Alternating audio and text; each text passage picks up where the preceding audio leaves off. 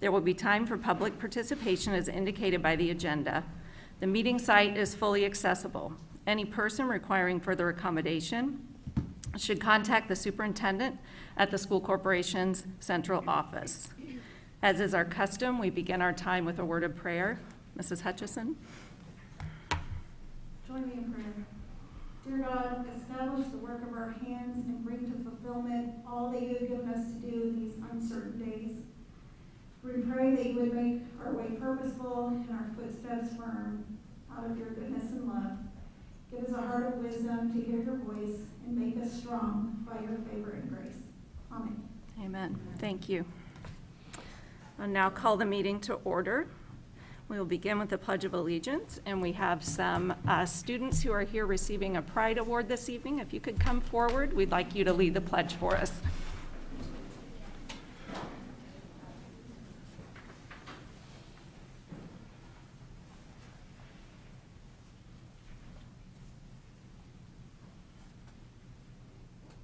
I pledge allegiance to the flag of the United States of America and to the republic for which it stands, one nation, under God, indivisible, with liberty and justice for all. Thank you.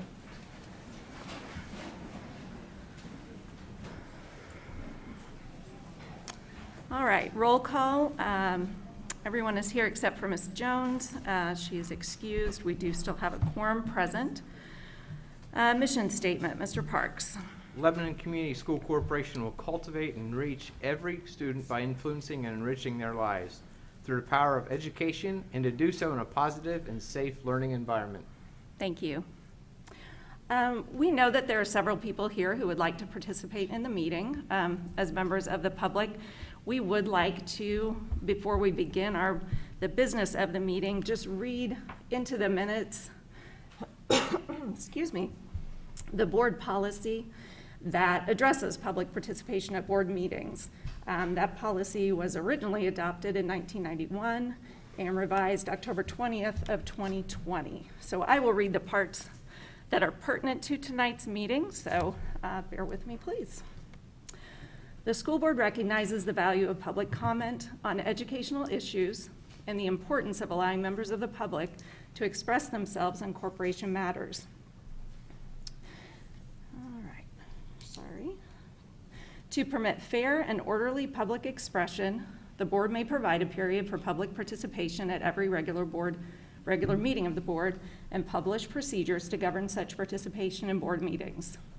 The presiding officer of each board meeting at which public participation is permitted shall administer the procedures of the board for its conduct. The presiding officer shall be guided by the following rules. Public participation shall be permitted as indicated on the order of business, provided, however, that public participation may be prohibited at any meeting that must be conducted remotely or virtually due to an emergency declared by federal, state, or local officials. Anyone having a legitimate interest in the actions of the board may participate during the public portion of a meeting. Attendees must register their intention to participate in the public portion of the meeting upon arrival at the meeting. Participants must be recognized by the presiding officer and will be requested to preface their comments by an announcement of their name, full address, group affiliation, if and when appropriate. Each statement made by a participant shall be limited to 3 minutes duration. Excuse me. No participant may speak more than once on the same topic unless all others who wish to speak have been heard. All statements shall be directed to the presiding officer. No person may address or question board members individually. The presiding officer may prohibit public comments which are frivolous, repetitive, or harassing, interrupt, warn, or terminate a person's statement when the statement is too lengthy, personally directed, abusive, obscene, or irrelevant. Request any individual to leave the meeting when that person behaves in a manner that is disruptive of the orderly conduct of the meeting. Request the assistance of law enforcement officers in the removal of a disorderly person when that person's behavior interferes with the orderly conduct of the meeting. call for a recess or an adjournment to another time when the lack of public decorum so interferes with the orderly conduct of the meeting as to warrant such action. Waive these rules with the approval of the board when necessary for the protection of privacy or the administration of the board's business. The portion of the meeting during which participation of the public is invited shall be limited to 27 minutes unless extended by a vote of the board. And I believe that covers everything we needed to discuss tonight. All right, item 2, tentative agreement with the teachers union. Mr. Tate.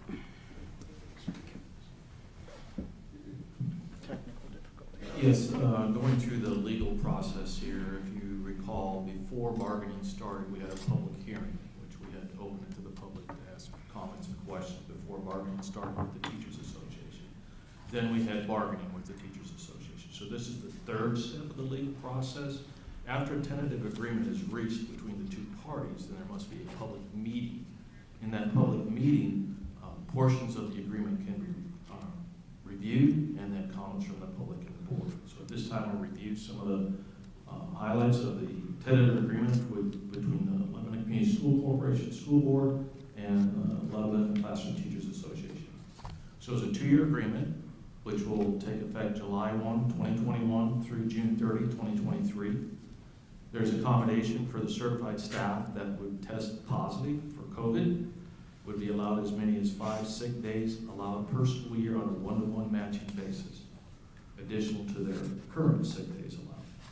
There was a 2% increase on all the extracurricular positions for each year of the contract.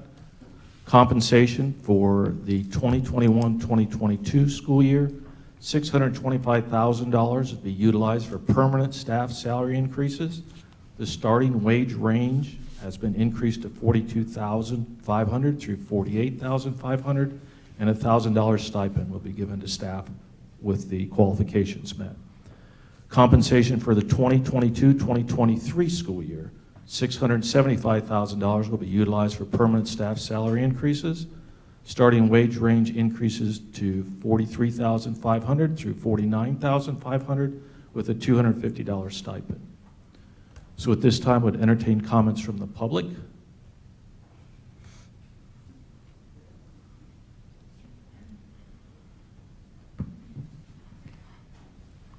Ask you to identify yourself and then proceed with your comments. My name's Susie Boyette. My address is 318 North Park Street. I know where you live. That's right. I am the current president of the Lebanon Classroom Teachers Association. And on behalf of the association, I wanted to offer thank you to Dr. Milliman and to Charles Tate for a very efficient and well-run negotiations process. We really appreciate both of you and the entire process. It was done very professionally, and we just extend our thank you to both of you. We also appreciate the board's support. We're very excited about the contract and the changes that will be reflected, hopefully. And we wanted to let you know that the Lebanon Classroom Teachers Association ratified the contract with a unanimous vote on September 27th. Thank you. Great, thank you. Anyone else like to comment from the public? Comments from the school board? I would echo what Mrs. Boyette says. From everything that we've heard, the contract negotiations were very smooth on both sides and was a productive and efficient process. That's what we heard as well. So we're glad to hear that, and we're glad to be able to recognize your hard work. So our next step will be November 9th. Dr. Millman and I will be bringing the contract to the board for consideration and ratification. Okay. That's all I have for that meeting. Okay, thank you. You have a few things in a row, so Mr. Tate. So next on the agenda is dealing with the budget process for the 2022 calendar year. Again, this has been a process. We have had a budget workshop. We had a budget hearing, had a public hearing, and advertisement of the budgets, both online and in the paper. So this will be the last step for the school board, and then it will go to the Department of Local Government and Finance for their review. And I'm going to take these separately because each one is its own resolution and has to be signed individually on the resolution paper, so as how each individual board member votes. So I'll start with the 3-year capital projects plan, which covers the 2022 through the 2024 calendar year. Whereas a capital project plan has been established, and whereas the Board of Trustees is required under Indiana Code to adopt a plan for the capital project plan, and whereas the Board of Trustees held a public hearing on that plan September 21st, 2021. Therefore, be it resolved by the Board of Trustees that the plan entitled 2022 Capital Project Plan, this resolution, and is adopted by the Board of Trustees plan with respect to the capital project plan.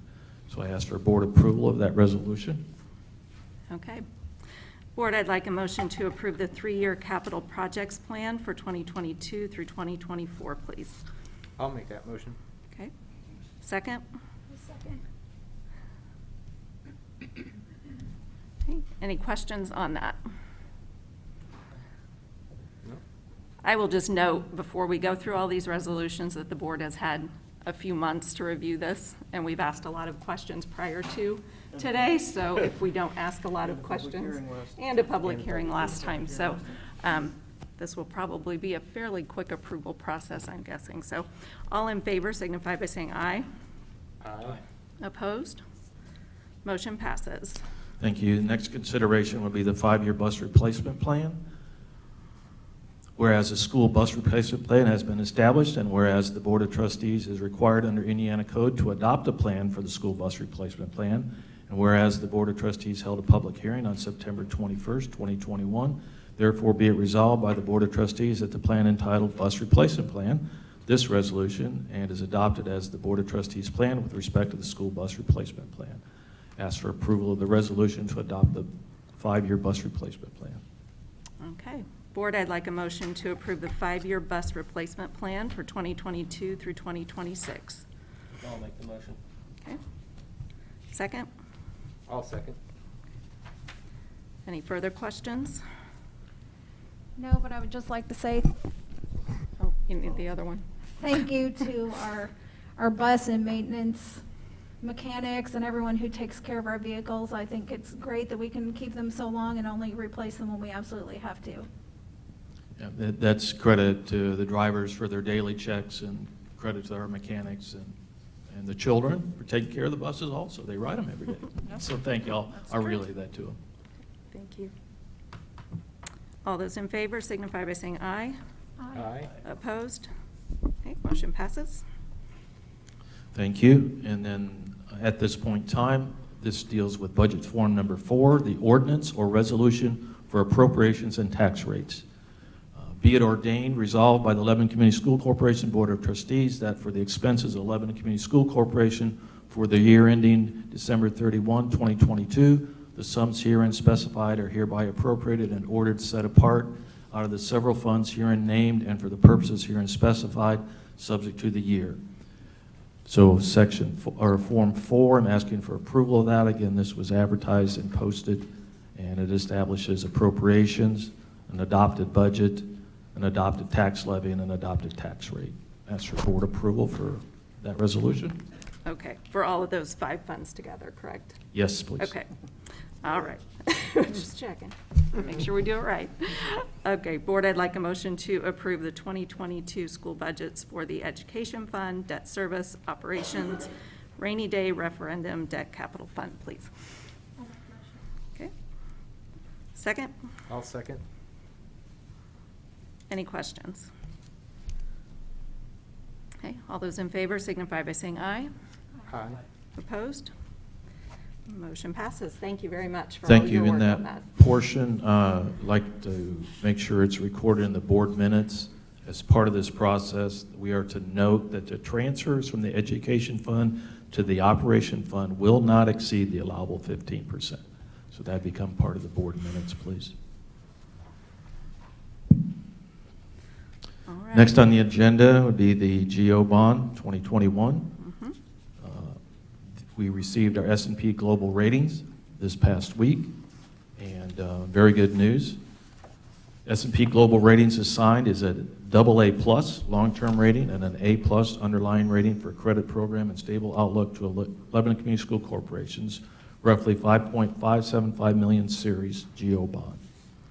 In their review, statements from the credit opinion, a growing economy supported by continued residential development and access to Indianapolis, strong cash-based reserves, which should continue to grow slowly, standard financial management practices and policies under our financial management assessment methodology.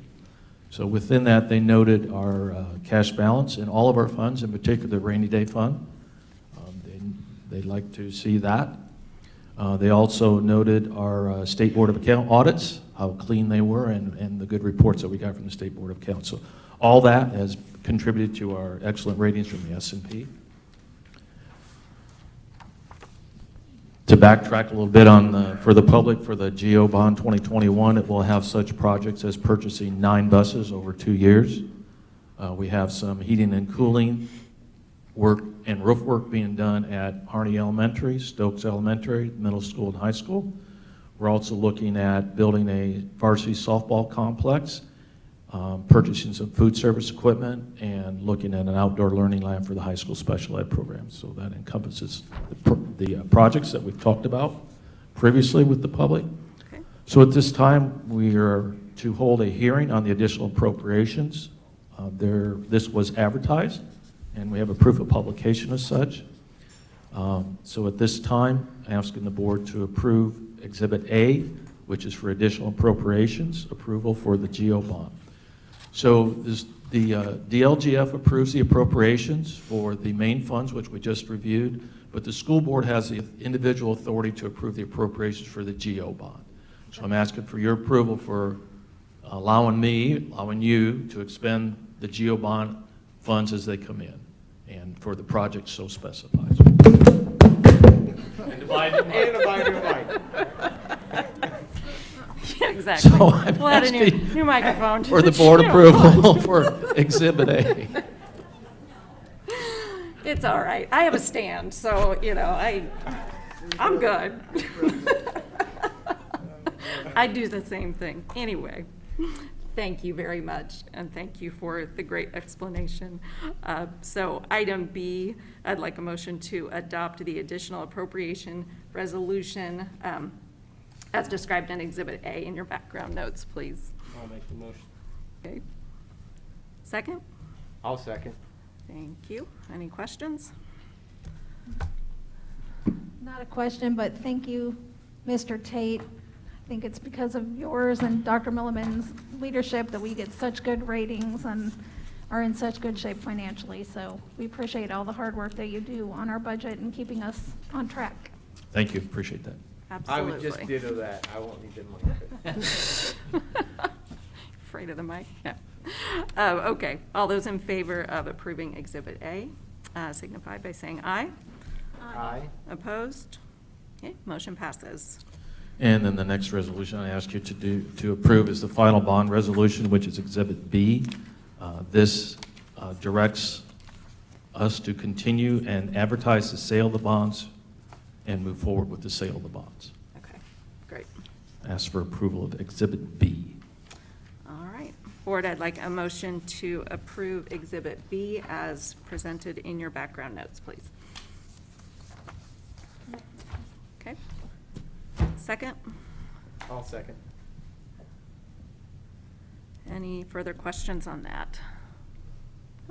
All right, all in favor signify by saying aye. Aye. Opposed? All right, motion passes. Thank you. Very good. Thank you very much. It's coming back. I know. Yeah, you get it back. All right, item 5, approval of minutes. I'd like a motion to approve minutes for the September 21st regular session, September 28th work session, and October 13th work session. I'll make the motion. Okay. Second? Any questions, corrections on those minutes or anything? No. All right, all in favor signify by saying aye. Aye. Opposed? Motion passes. Item 6, certify executive content. September 21st and September 28th, executive session.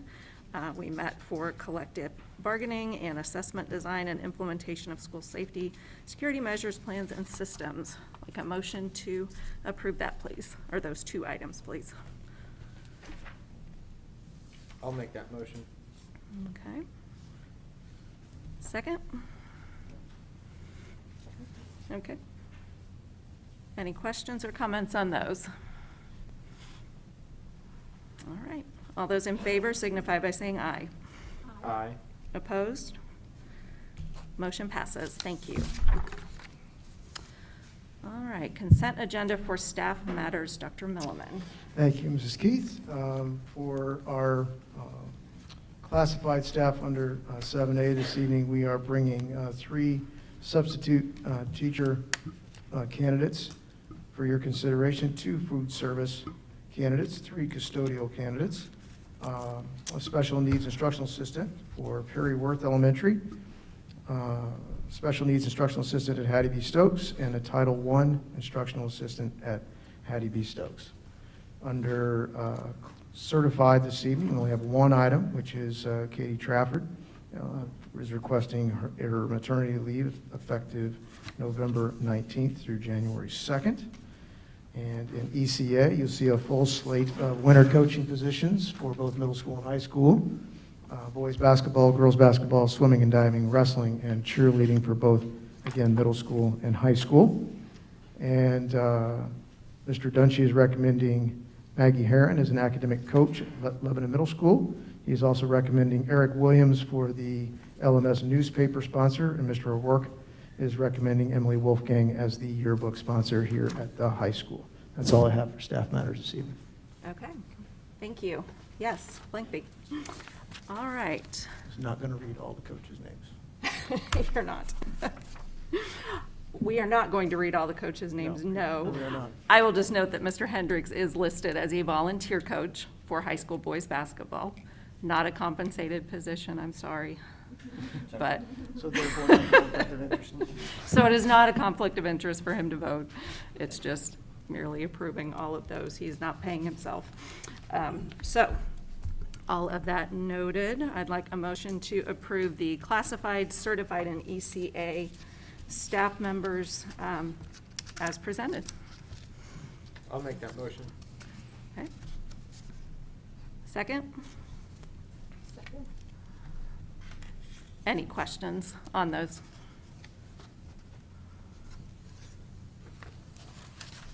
Yep. All right, all those in favor signify by saying aye. Aye. Opposed? Okay, motion passes. Consent agenda for business matters, Mr. Tate. Yes, my pleasure to report to the public and to the school board. Our monthly financial report shows these percents expended as of September 30th. For the education fund, 68.49%, operations fund at 60.83%. At this time, I'd ask for approval of claims numbered 54196 through 54381, and the payrolls dated September 17th, October 1st, and October 15th. The claims total $3,234,711.69.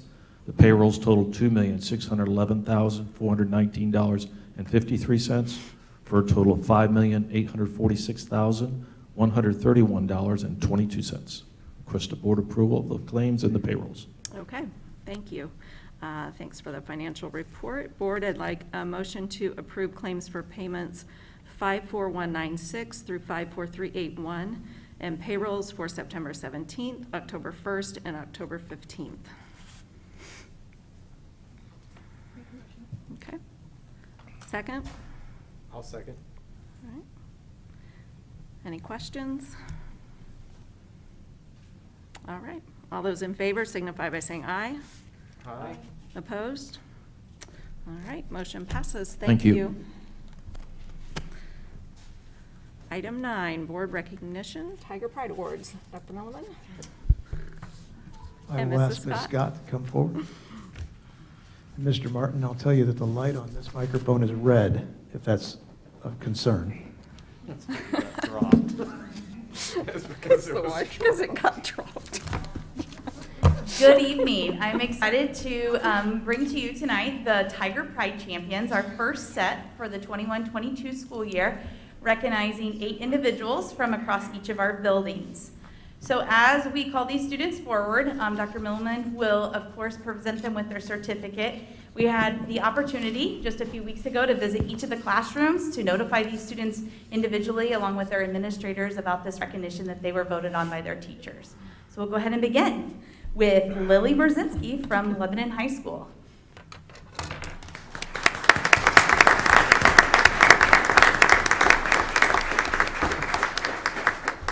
The staff at Lebanon High School shared that Lily consistently exemplifies all aspects of pride. And while she has always been an exceptional student, Lily has blossomed as a senior, not just raising her achievement academically from an already impressive level, but more importantly, she has made an impressive commitment to her personal growth. It has been a joy to watch the resilience Lily has shown through her high school journey, and she has earned the recognition of being a Tiger Pride champion. Her smile and friendly hello are an enduring quality that brings so much joy and appreciation to others. Her commitment to pride will ensure much future success for Lily. Congratulations, Lily. The LHS staff is very proud of you.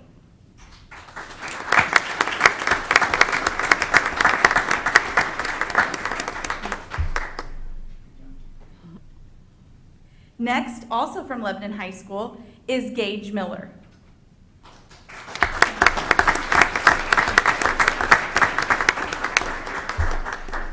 Gage is actively involved as a student athlete who puts forth his best effort as a student and an athlete. As a senior, he is doing his best work, and his efforts are very evident in the classroom and on the football field. While Gage consistently exhibits all aspects of pride at a very high level, he has excelled in the area of persistence and respect. It has been very impressive to observe Gage demonstrate his true character and servant leadership. While he is a standout player on the varsity football team, he stays after the game to clean up the sideline for no other reason than it is the right thing to do. The staff at LHS is very proud of Gage and has been a genuine pleasure observing Gage's success as a student, football player, and most importantly, as a young man of great heart, integrity, and character. Thank you, Gage, for consistently displaying your commitment to the ideals of pride.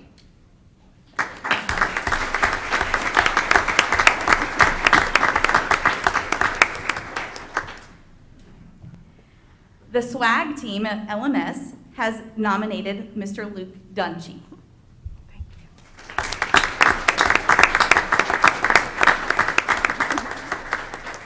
It was shared that Luke demonstrates pride in as many aspects of his life, both in the classroom and on the football field.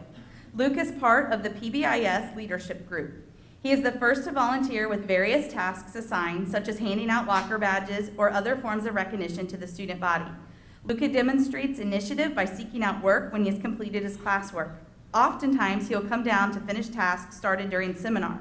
He continually demonstrates persistence, dependability in the classroom by working hard and striving to be the best student he can be.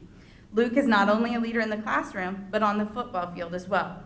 According to his coach as the quarterback, Luke is the leader of the team. His confidence and his skills as quarterback, as well as a leader on the field, have grown immensely since the start of the season. Congrats, Luke.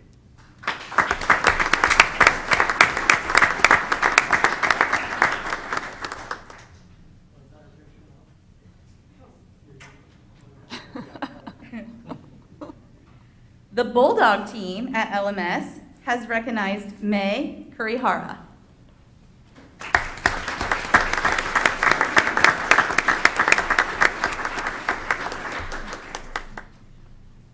May is a student that has the qualities that all students should strive to embody. She's hardworking, focused, engaged, polite, and always takes ownership to be the best person she can possibly be. Additionally, she stands out because of the consistent initiative she takes in class. If there is a task to be done or a question to be asked, May won't hesitate to move forward. She is a quality example of how respectfulness should look with her peers and her teachers. She strives for excellence not only in herself, but also those that she works with. Congratulations, May.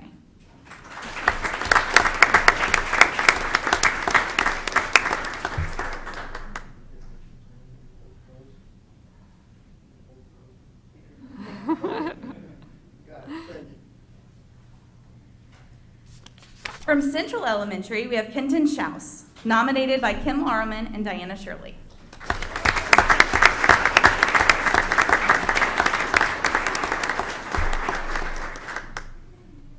Kenton is one individual who comes to school prepared for whatever the day may bring. He takes pride in his work and puts his full effort into creating a masterpiece, whether he is writing an essay or playing a song on his ukulele. Kenton listens to his classmates, digests the information, and responds reflectively. He considers other people's wins as well as his own when helping his team stay focused on their goals.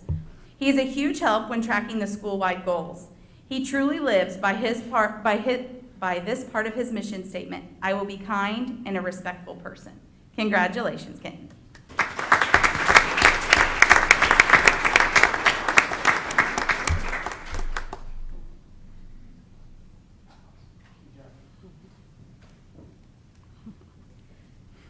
From Harney, we have Krista Summers, nominated by Ms. Walker.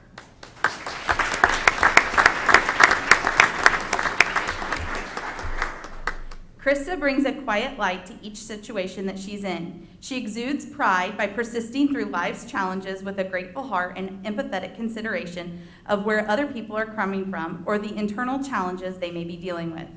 She is recognized by numerous staff members as a student who extends kindness and respect towards her peers and adults. Krista's initiative and dependability go hand in hand, as she consistently can be counted on to step up when she recognizes the need. Above all else, Krista thinks of others. She's able to consistently show thoughtful consideration to the people around her, while at the same time exceeding all expectations for personal, social, and academic growth. Congratulations, Krista.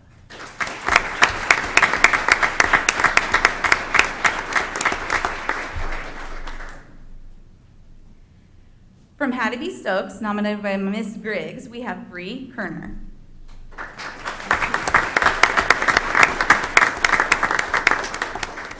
Bree is always trying to be her best self and is always working hard to improve herself in all subjects. When she sees that she needs to improve on something, she will work hard to make sure that she gets better. Her persistence is astounding. She is respectful and helpful to all peers and teachers while constantly showing her manners.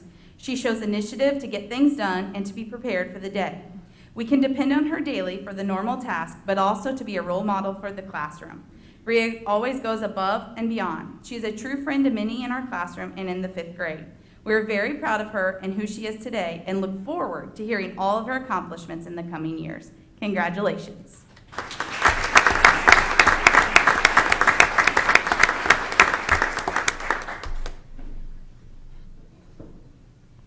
And from Perry Worth, we have Keegan Plows, nominated by Mrs. Hendrickson.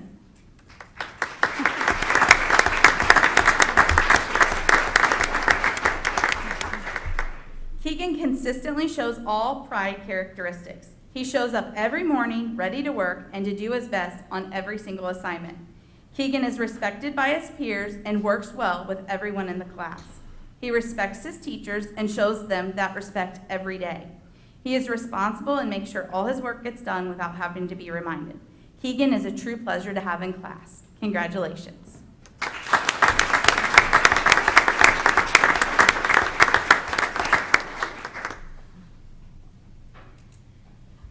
Thank you for allowing us to celebrate these students' accomplishments. Absolutely. Thank you very much. And thank you. Congratulations to all of you students who are here tonight for all of your good work.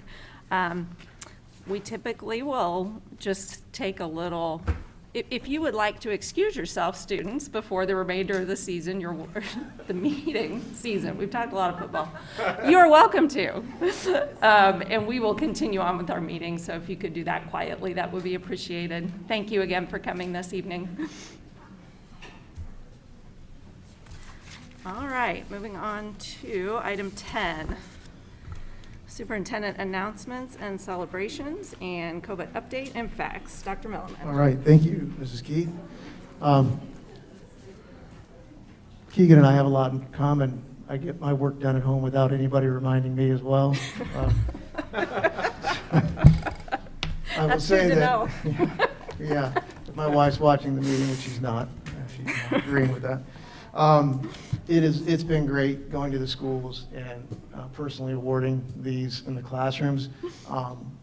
and it was so neat in Bree's classroom. Before Ms. Scott and I left the room, at least 5 of her peers congratulated her. Came up and congratulated. So that's telling us that pride is working in our classrooms, and it was just very heartening to see that in action. I'm also glad that there's so many teachers represented this evening. It's kind of neat for some of those elementary folks out there to see their little kindergartners and first graders all grown up getting awards this evening, and you can remember when they were learning to read, and you were coddling them along and cuddling them along as they were growing up in your schools. It's kind of neat to have you with us this evening, so thank you.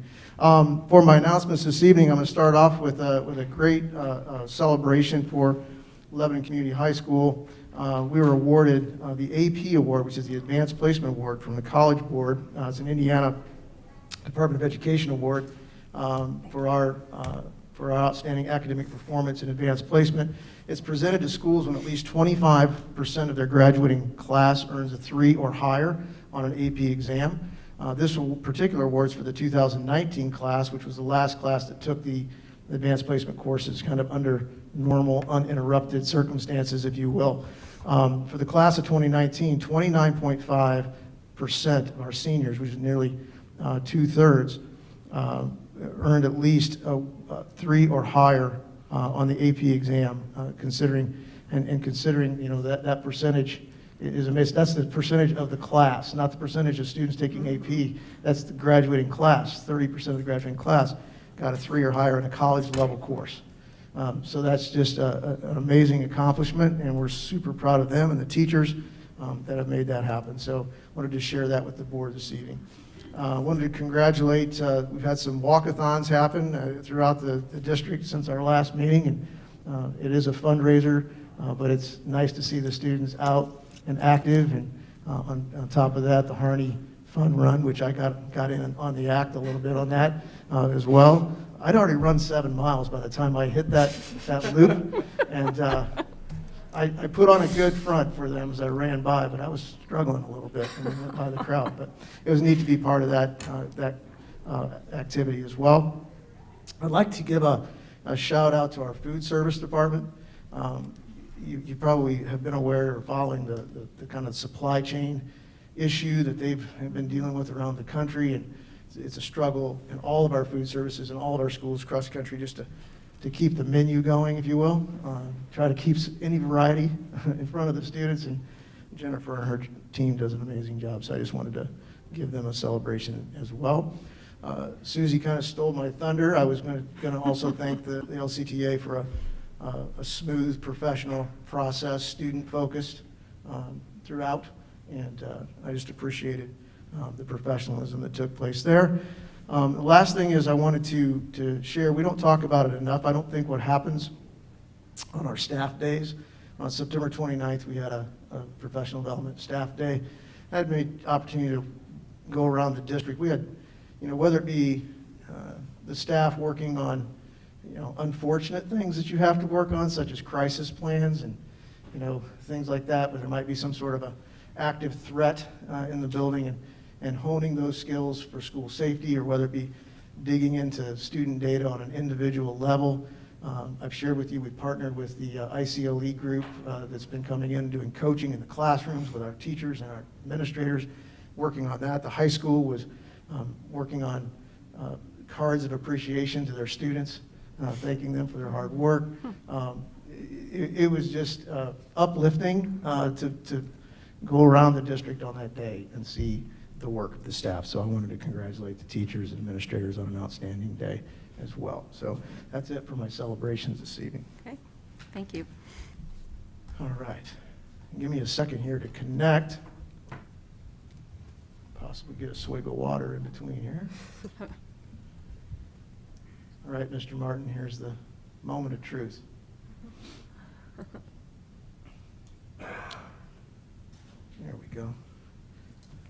So we've received several questions and I guess inquiries, and answered a lot of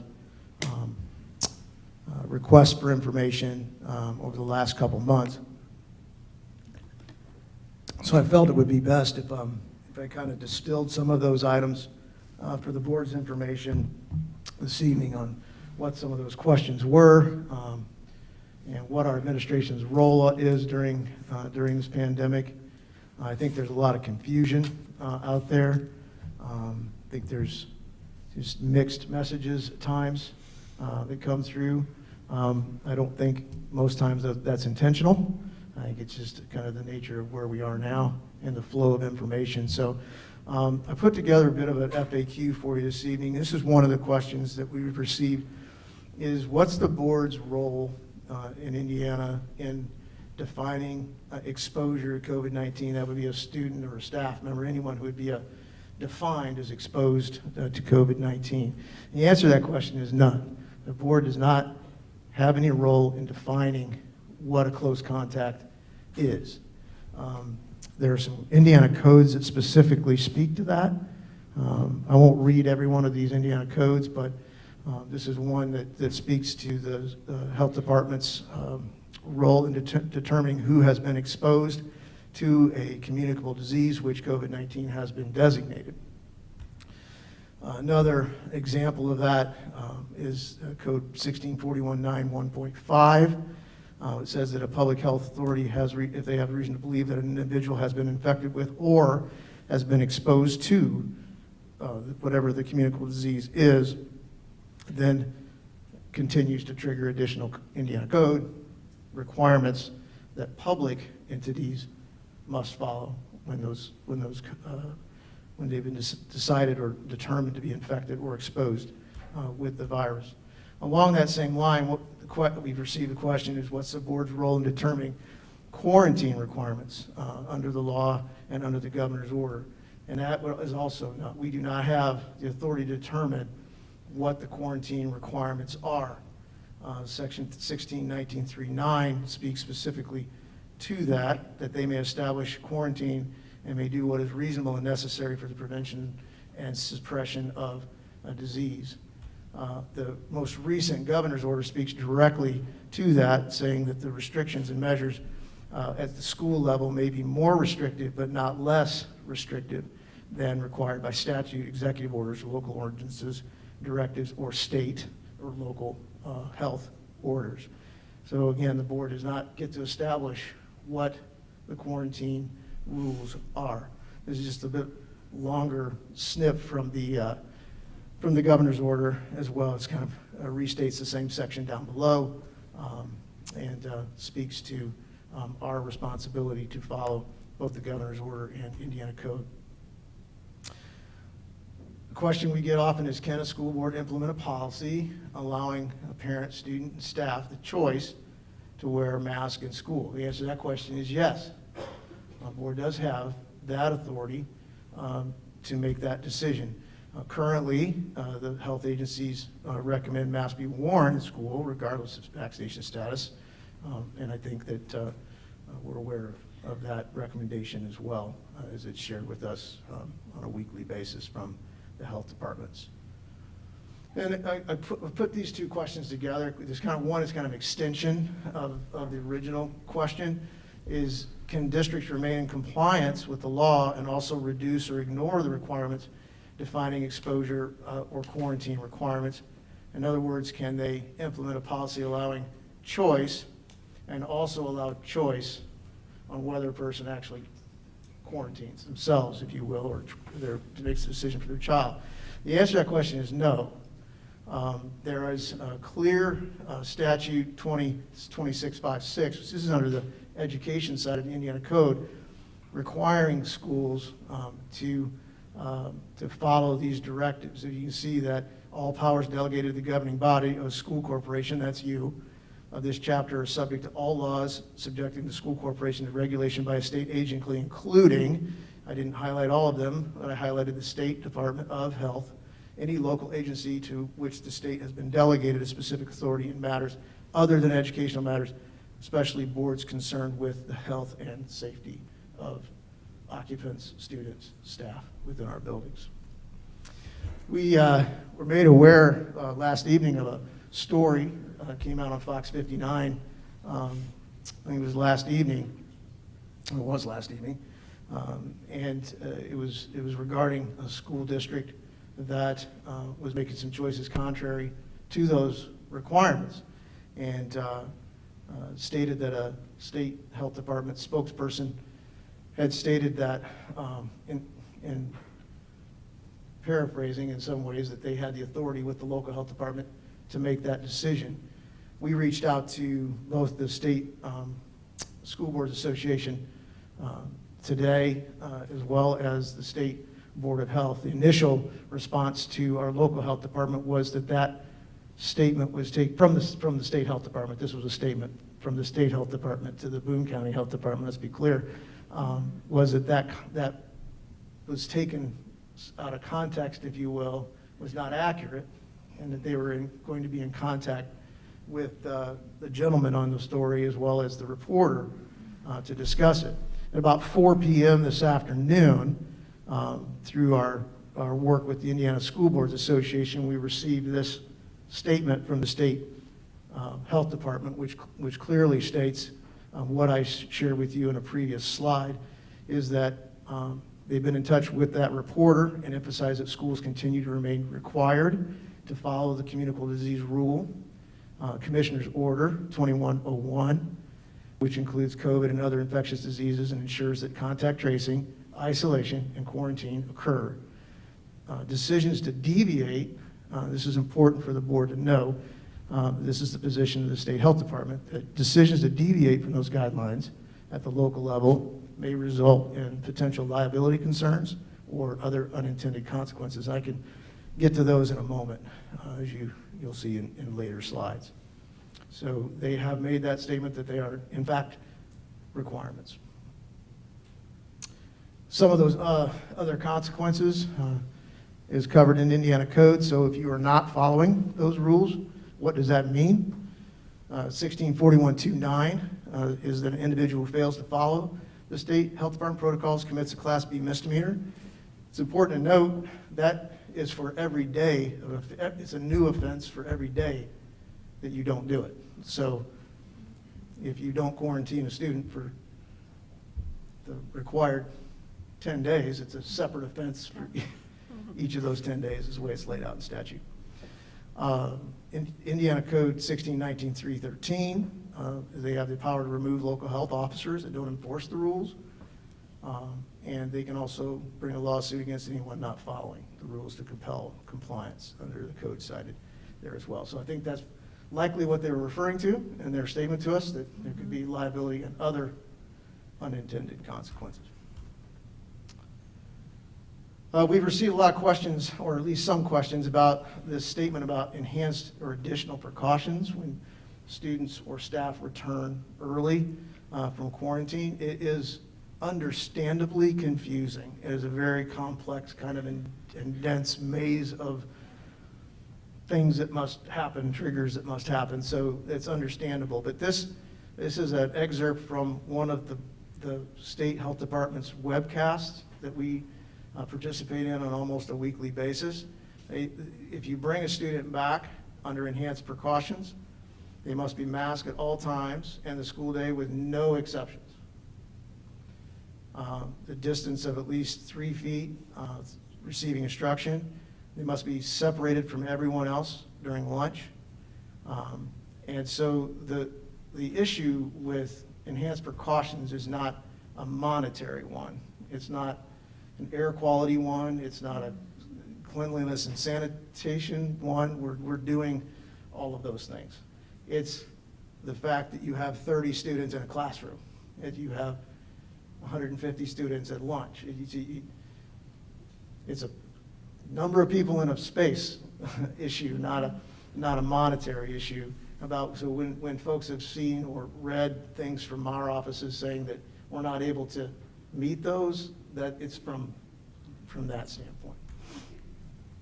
And that answers that question. It's distance and throughout the entire day, but we do meet the definition in all areas, as I said.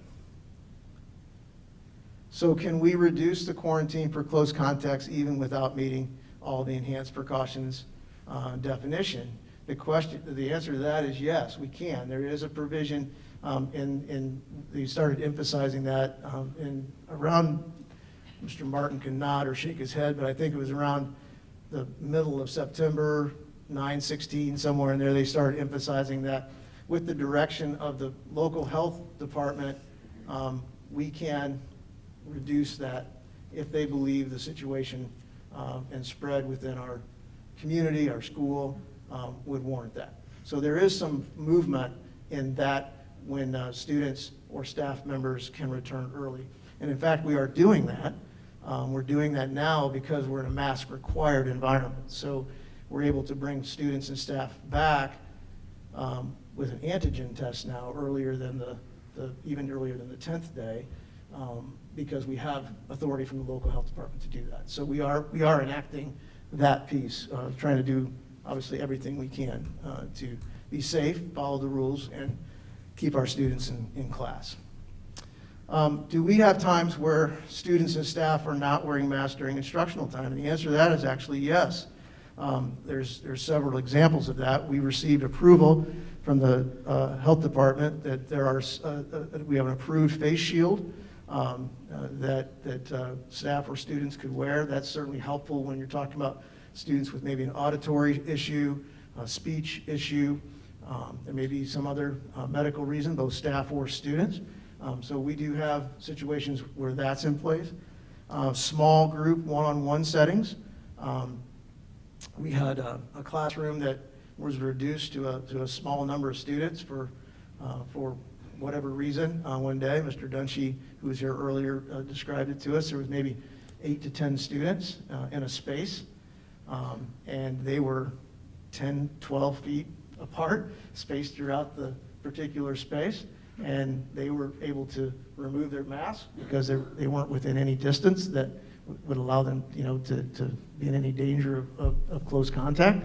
So there are settings when that happens, clubs after school, things of that nature, where students can spread out in a space.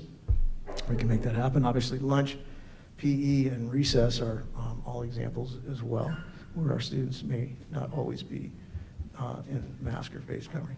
We received a question about seeing students outside.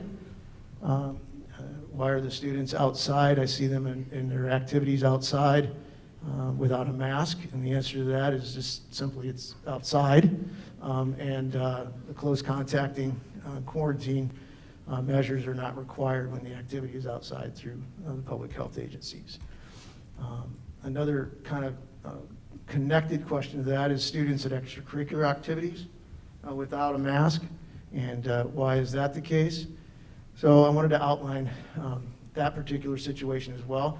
The extracurricular activities are not included in the current guidance regarding the if we're in a mask required setting or the close contact, et cetera. It is in a congregate setting, much like a classroom, so it's different. It's a completely different type of setting, whether it be a sport or a spectator at one of the activities. I think probably the critical piece in this is attendance is optional at extracurriculars, as is participation in extracurriculars, whereas school attendance is required. There's compulsory Indiana attendance law, so you must attend school. You're going to be in the classroom. If it's a mask optional environment from a spectator standpoint in an extracurricular, that's something you'll know ahead of time, and you can go to that event or not go to that event, or allow your student to go to that event or not allow your student to go to that event. But I think also there's some confusion that we're not quarantining or not close contacting in that environment. That's not true. We are. The guidance is clear about that it's within 6 feet of a positive individual. Mr. Reynolds, I don't want to put him on the spot, he's in the back of the room, because we deal with a lot more extracurriculars from the high school standpoint than any other building. But the extracurricular activities have not generated many close contacts. If they have, it's typically through athletes to athlete more than it would be from a spectator attending event standpoint. But if a student is, or staff member is positive, then we would close contact. We'd look at the surveillance cameras, we'd do everything we always have done, and determine who is within so many feet of that student for 15 minutes, and we would follow the quarantine guidance from that point. So that was the answer on that question. We've been asked this question: would portable air purifiers be helpful? This is not best practice. Air purifiers that are portable or personally owned, we don't know if those filters are changed properly. They can actually compete with our upgraded ASHRA-approved MERV 13 filters. And some personal air purifiers actually are not conducive to our students and staff that may have medical issues. There's certain filters that are not compatible with that. So we are more on that later, but that is not best practice to have those throughout your building. Not to mention they can be kicked over. They can be, there's a lot of, it's just not best practice. We've been asked whether opening a classroom window would be helpful. This is really not best practice. There's a list of reasons why this is not a good idea. Our HVAC systems are monitored and adjusted constantly, computerized. It measures it based on interior humidity, exterior humidity, temperature, all of that. We're filtering that outside air as it comes into the building. It can disrupt our ability to move the proper amounts of outside air. It can throw our system into confusion, and it can end up starving other parts of the building with quality outside air if it's now trying to react to another part of the building where a window's been open. You can add humidity to a classroom, which with an aerosol situation is not conducive. You want the dry air to be able to help with that situation. So it is certainly not best practice to do that. We've received a lot of questions, or not a lot, but some, on how we've spent our federal coronavirus funds.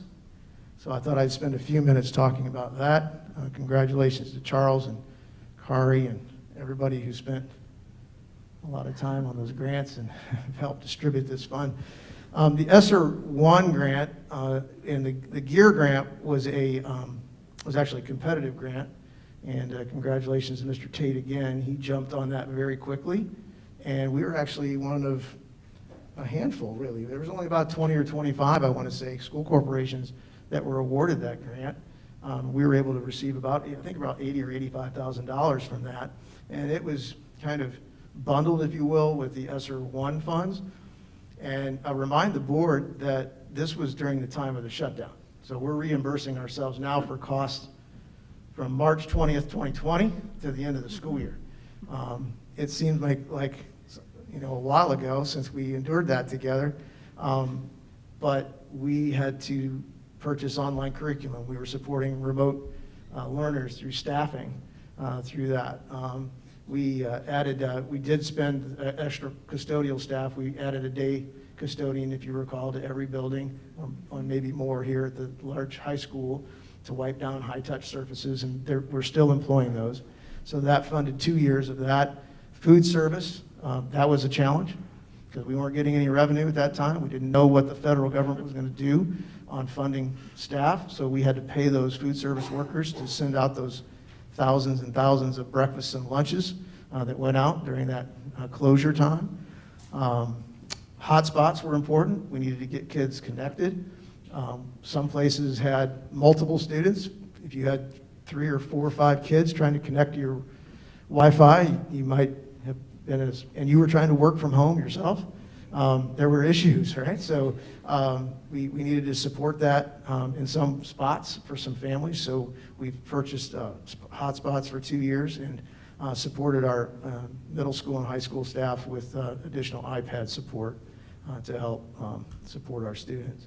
The ESSER 2 funds, we reimbursed ourselves partially for the MERV 13 filters.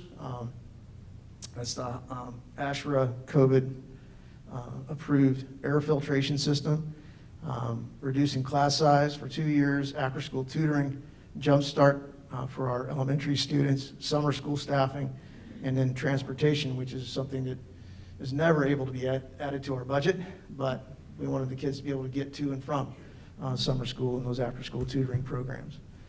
Then when you look at ESSER 3, we had to present that in a June meeting. That was a new requirement in ESSER 3 that you had to publicly present that. So that is actually found on our website. But 82% of our ESSER 3 funds spent on evidence-based activities to address learning loss with our students. So we continue to fund after-school tutoring, class size reduction. That means that we hired some extra teachers so students can double up in math and English, whether it be at our middle school or high school, our special education staffing support, remediation, and class size reduction here at the high school as well. And again, transportation for all that summer school, jumpstart, and after-school tutoring. 10% of those funds went for cleaning and sanitation. So we, again, some more reimbursement for the filters. It approximately doubles your cost, the MERV filters. And we would typically, industry standard is to replace your filters annually.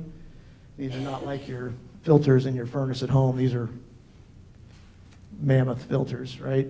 So the industry standard prior to all this was to have an annual refresh of your filters. We're doing that every 6 months now, so we cut that in half, and they're about double the cost of what the MERV 8 filters were before.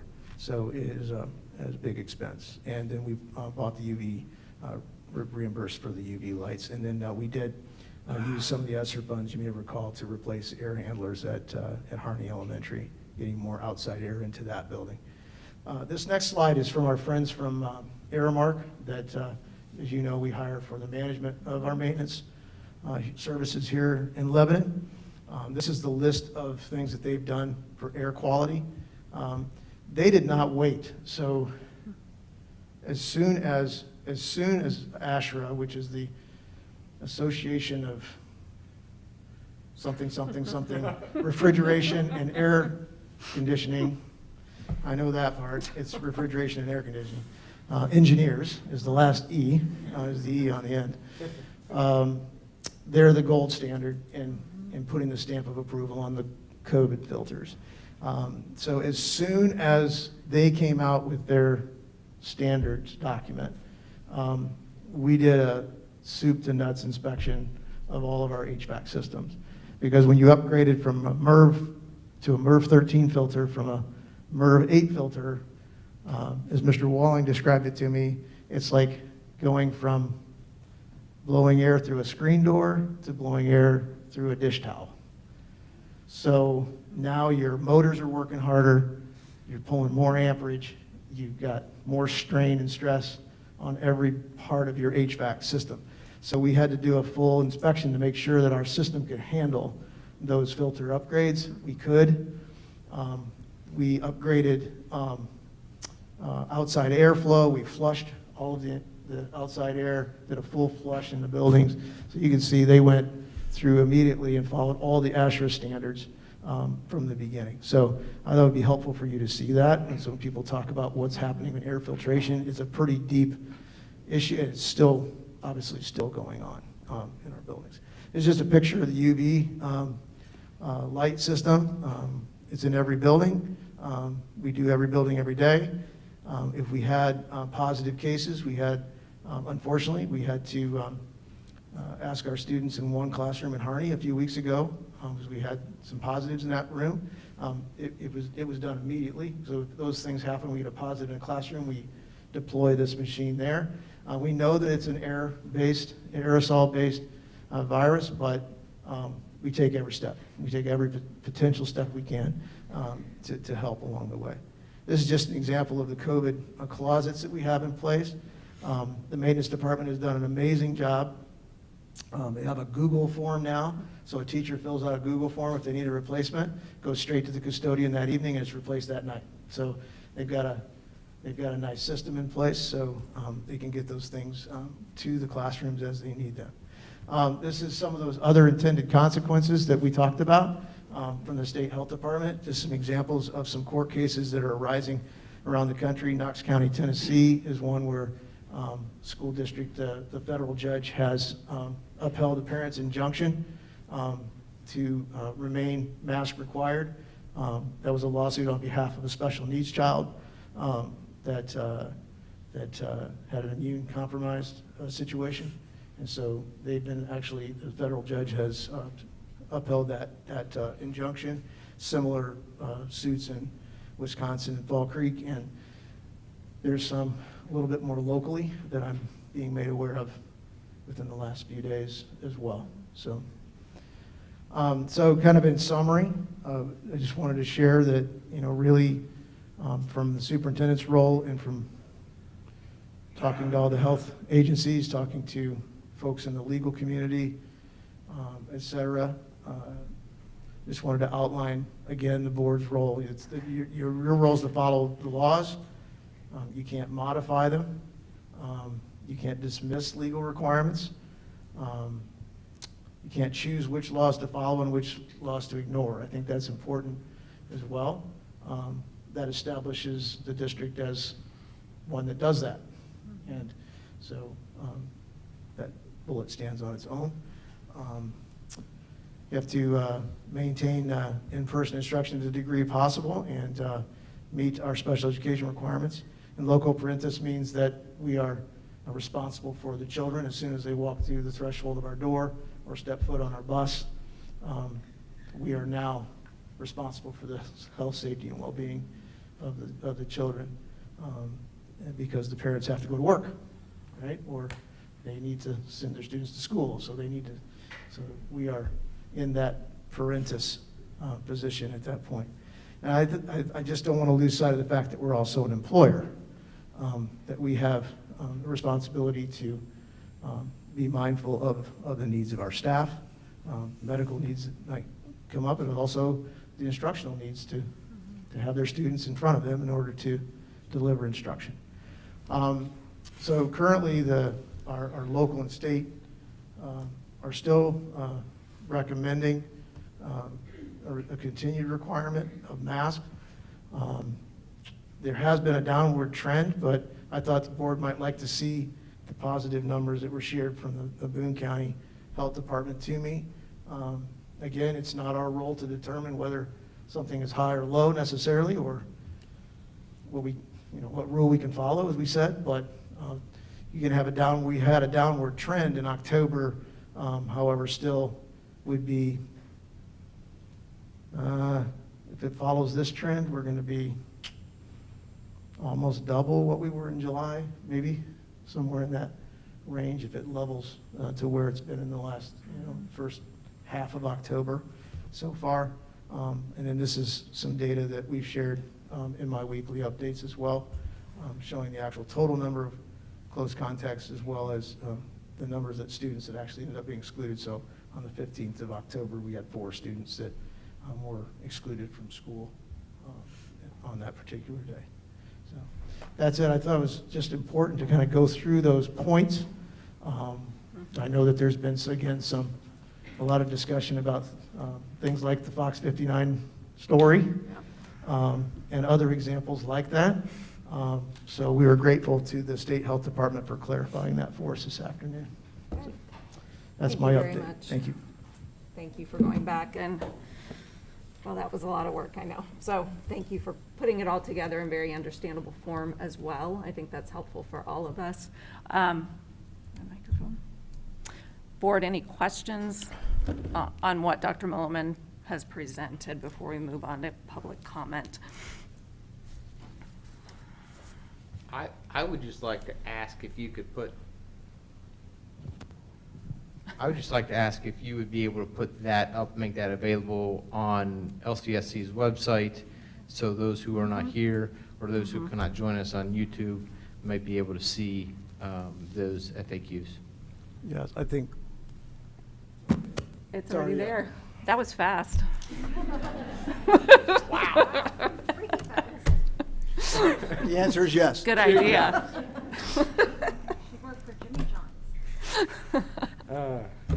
All right, so that was answered quickly. Any other questions? We have a really good team. Okay, thank you again. And yes, great idea that that's available. And if anyone wants to go back and look at it, that was a lot of information to take in slide by slide. So yeah, that's great. We can go back and take a look at that. So we will go ahead and start our time of public comment. So I have already obviously read the full policy, so I will not go through all of this. I will just remind those speaking that you have 3 minutes to speak, please. And that when you come up, that you clearly state your name and your full address before you begin your comments. All right. Okay, Toby Basham. Oh, okay. Thank you. Carrie Patterson.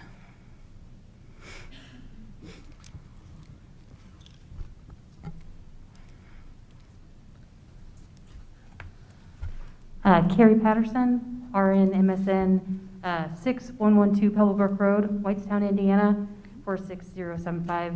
No affiliation other than I'm a parent of a student at Perryworth. My understanding was that there was to be a review of the masking policy this evening, so I just wanted to talk on that quickly. So in 1904, Massachusetts was one of 11 states that had mandatory vaccines after a 1902 outbreak of smallpox. Adults over the age of 21 were required to be vaccinated or pay a $5 fine. A pastor, Henning Jacobson, claimed that he had a reaction to a vaccine prior to immigrating to the U.S. and refused the vaccine. He was fined and claimed he found it unconstitutional. He argued his case all the way to the Supreme Court. They claimed it did not violate the 14th Amendment, stating that mandatory vaccines are neither arbitrary nor oppressive, so long as they do not go so far beyond what is reasonably required for the safety of the public. In Massachusetts, with smallpox being prevalent and increasing in Cambridge, the regulation in question was necessary in order to protect the public health and secure the public safety. I recount this story because the U.S. Supreme Court has set precedents when it comes to public health and safety. We're in the middle of a global pandemic, and masking and vaccinating are necessary to protect the public health and secure public safety. As a school board, you are trusted with maintaining the safety of our children. I trust them when I send my child to school. I'm sending her into a safe environment. That's why I'm speaking out tonight. As a nurse, I can tell you that masks work. I'm a laryngology nurse, but have experience as an ICU and OR nurse. Masks work, and I'm living, breathing proof of that. I've been in front of COVID patients the entire pandemic, and between masking and vaccinating. Through science, I have avoided COVID, but anecdotal evidence is not enough. The science supports this too. That's why we've worn masks when interacting with TB patients, RSV patients, and within the surgical arena since the early 1900s. The data supports this. In a study in infectious disease modeling in April 2020, they found we have designated a mathematical model relevant to COVID-19 transmission dynamics in 2 U.S. states, New York and Washington, and our model suggests non-trivial and possibly quite strong benefits to general mask face use. The population level benefit is greater the earlier masks are adopted, and at least some benefit is realized across a range of epidemic intensities. Moreover, if they have, as a sole intervention, little influence on epidemic outcomes, face masks decrease the equivalent effective transmission rate, and thus can stack the other interventions, including social distancing and hygienic measures, especially to ultimately drive nonlinear decreases in epidemic mortality and healthcare system burden. It bears repeating nonlinear decreases in it bears repeating that our model results are consistent with the idea that face masks, while no panacea, may synergize with other non-pharmaceutical control measures and should be used in combination with and not in lieu of these. I have study after study. All right. Thank you very much. Yes, thank you so much. Thank you. I appreciate your time. Thank you. Cindy Porteous, I don't know if I said that correctly. Sorry.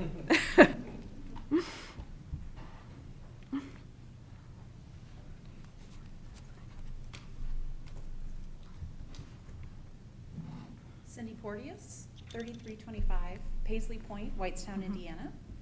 I'm a parent at Perryworth Elementary, and I work in pediatric research at the IU School of Medicine. I let Carrie stick to the statistics, but I've written the board several times with some research regarding, and my daughter actually wrote a handwritten letter to the board that I hope reached you. It did. She did not feel I have it comfortable. right here. Yes. She did not feel comfortable being here tonight. But I wanted to thank the board for taking the time for hearing for all of us, for reading, I'm sure, the reams of research that you've received. I got to spend a bonus week with my 7-year-old when he was close contact traced. And I just really encourage you to do what keeps these students in school, because I am a great project manager. I am a horrible teacher. And so I really encourage you to keep the mask policy, because that's what's keeping our kids in school. Thank you. Thank you.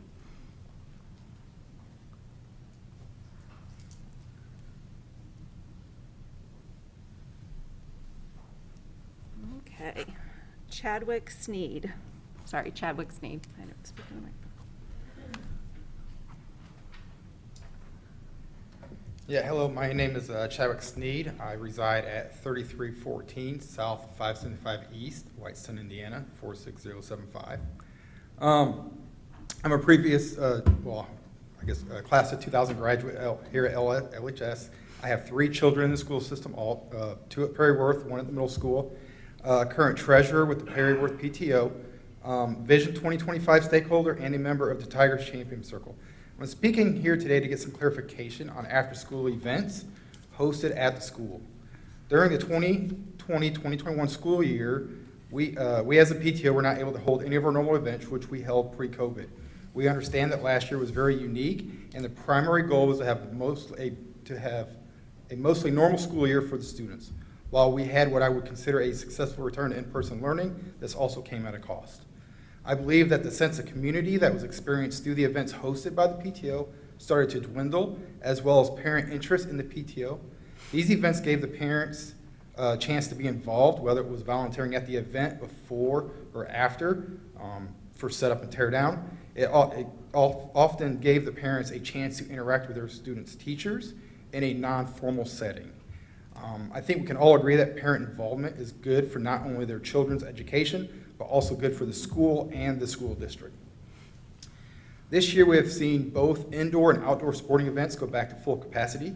The high school held its homecoming dance indoors and mask-free, even after masks have been implemented during school hours. Also, I was just made aware that Harney Elementary School held a mask-free Halloween bash in the school and gym cafeteria just last week. While we are being told as a PTO that we can't have any events inside the school. I believe that this is a bit of a double standard, that we have full capacity at sporting events but can't do events at the school after hours that are hosted by the PTO. I believe that all events that are held after schools are strictly optional, and if the parents do not feel that it's safe to send their child or attend, they can opt to stay home So ultimately my question is what is the actual stance regarding after-school PTO hosted events? And if they are not allowed, I would highly encourage you to reconsider that, as we are sending mixed messages to parents. And I know from what we are seeing just at Perry Worth on the PTO, unless we get more parent involvement, the PTO is almost going to cease to exist in a couple of years when all the current PTO members, kids, leave the school district. I think that will ultimately hurt the students, the teachers, and the school as a whole. Thank you. Thank you.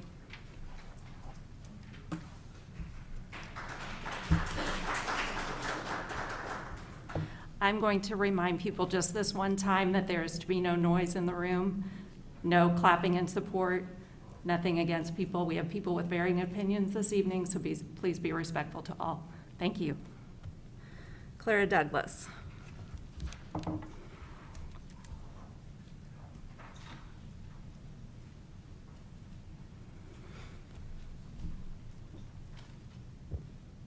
Hello, my name is Clara Douglas, and I'm a sophomore in LHS. My address is 3740 Golden Grain Drive, 46075.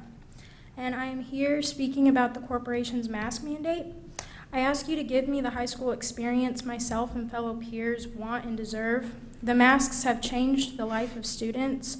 The environment I am learning in right now is dysfunctional due to my teachers having to stop and remind people to pull their mask up or put it on properly. You have masked your educators, but you have not silenced your students.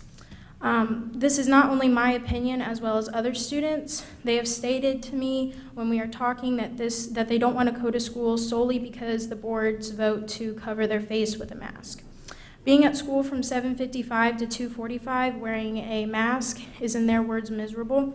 I'm asking you to use common sense in your voting for our school.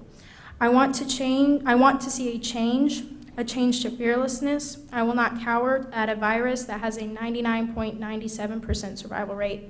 This country was founded on the principles of freedom, and I have the right as an American to fight when I see an injustice take place. This is an injustice, and I will be voting in 2 years, and I'll remember this situation. Please do not forget that you are working for the people.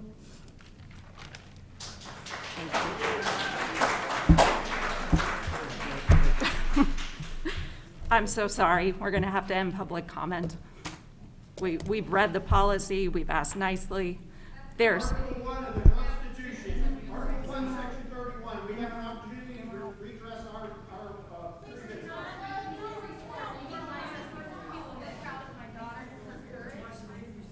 As soon as a student stands up to speak, you are going to shut down our comments? Let us speak. What does that say to her? Board. What does that say to this child? Board. It was not the child. Excuse me. You do not have the floor. I don't even know who is speaking. Be seated. Board. We can either vote to continue public comment. We can vote to end it. Vote you guys out. We are not asking you to do anything. We are not asking you to do anything we do not ask your children to do when they come to school. That is to sit in their seats, listen, and speak when it is their turn. So well, no, certainly your children are acting better. So excuse me, Miss Keith read the policy and warned you, and you're still We have an opportunity to redress our grievances. That is enough. This board, I would like to make a motion that we are in recess. Please leave the room. Thank you. This meeting is in recess. Can we please clear the room?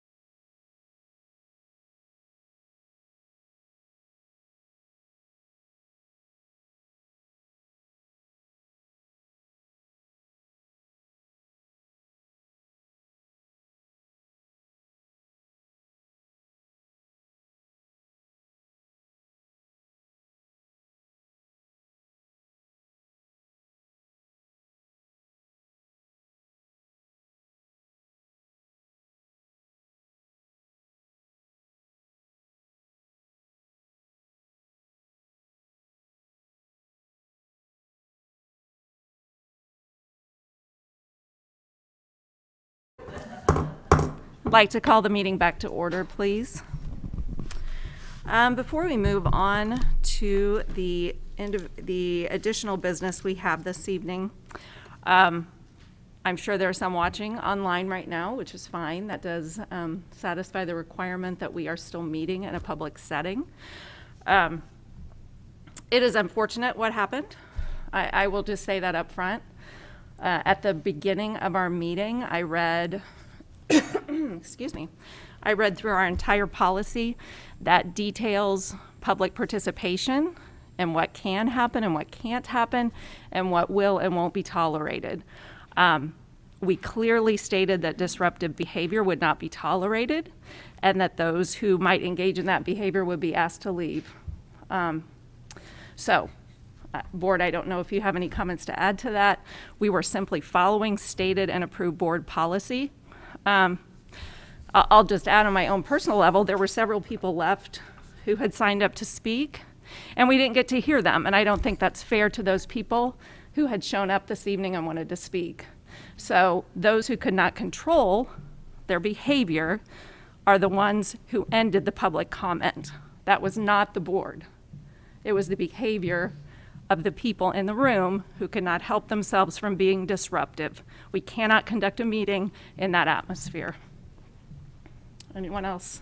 This will just go back for me to what I said a couple months ago as I made my statement that it's so unfortunate that we are, we can't disagree with being, without being so disingenuous and just so angry, and it's just, we're divisive with it, and it is unfortunate, but again, I agree with you. I'll second what you said. Those who had asked to speak were unable to do so because of the behavior of others. It is unfortunate, and thank you for those who did sign up. Hopefully you can email us, let us know your thoughts, and we'll be able to hear it that way. Anyone else? Okay. Thank you. All right, we will move on with our agenda. Item 12, action items. Mr. Tate, recommendation for health insurance premium contribution. You know, in your background information, I put the contributions that Lebanon Community School makes for the non-certified staff towards their health insurance, and I'm recommending an increase in 2022, which would take effect January 1 of 2022. So asking board approval for those increases in coverages. Okay, thank you. Board, I'd like a motion to approve the recommendation for health insurance premium contribution by LCSC for non-certified staff. I'll make that motion. Second? Second. Any questions?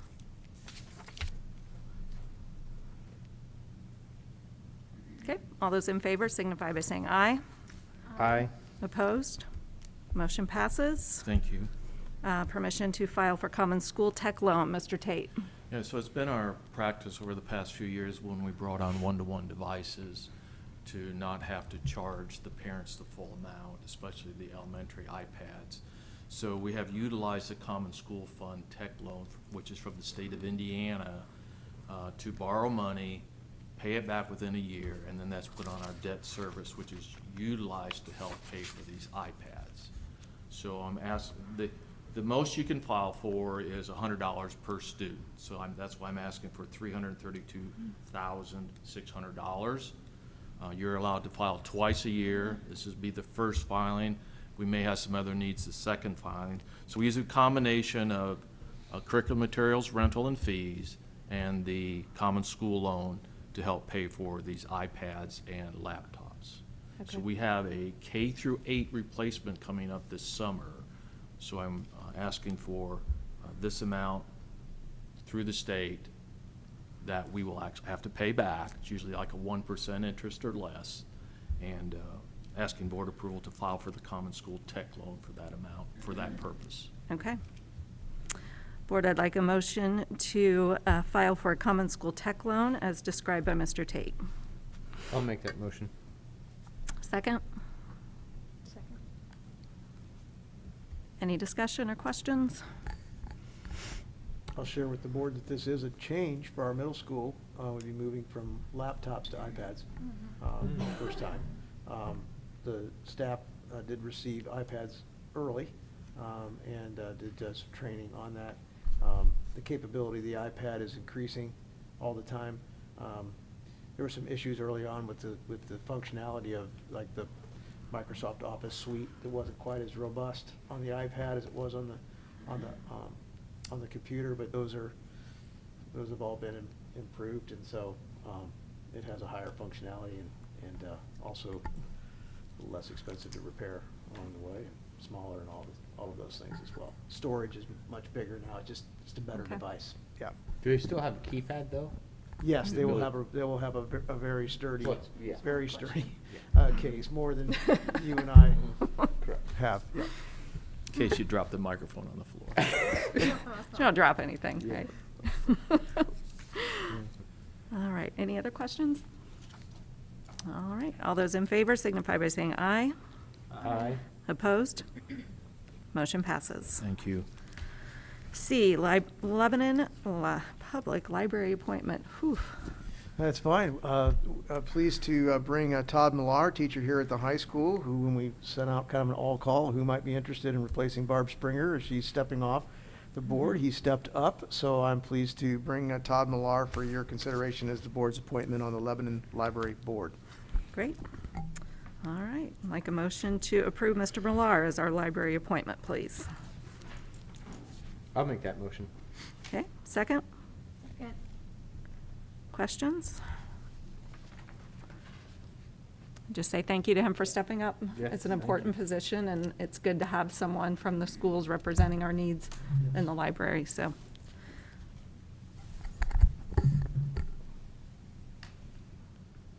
All those in favor signify by saying aye. Aye. Opposed? All right, motion passes. D, COVID practices and procedures.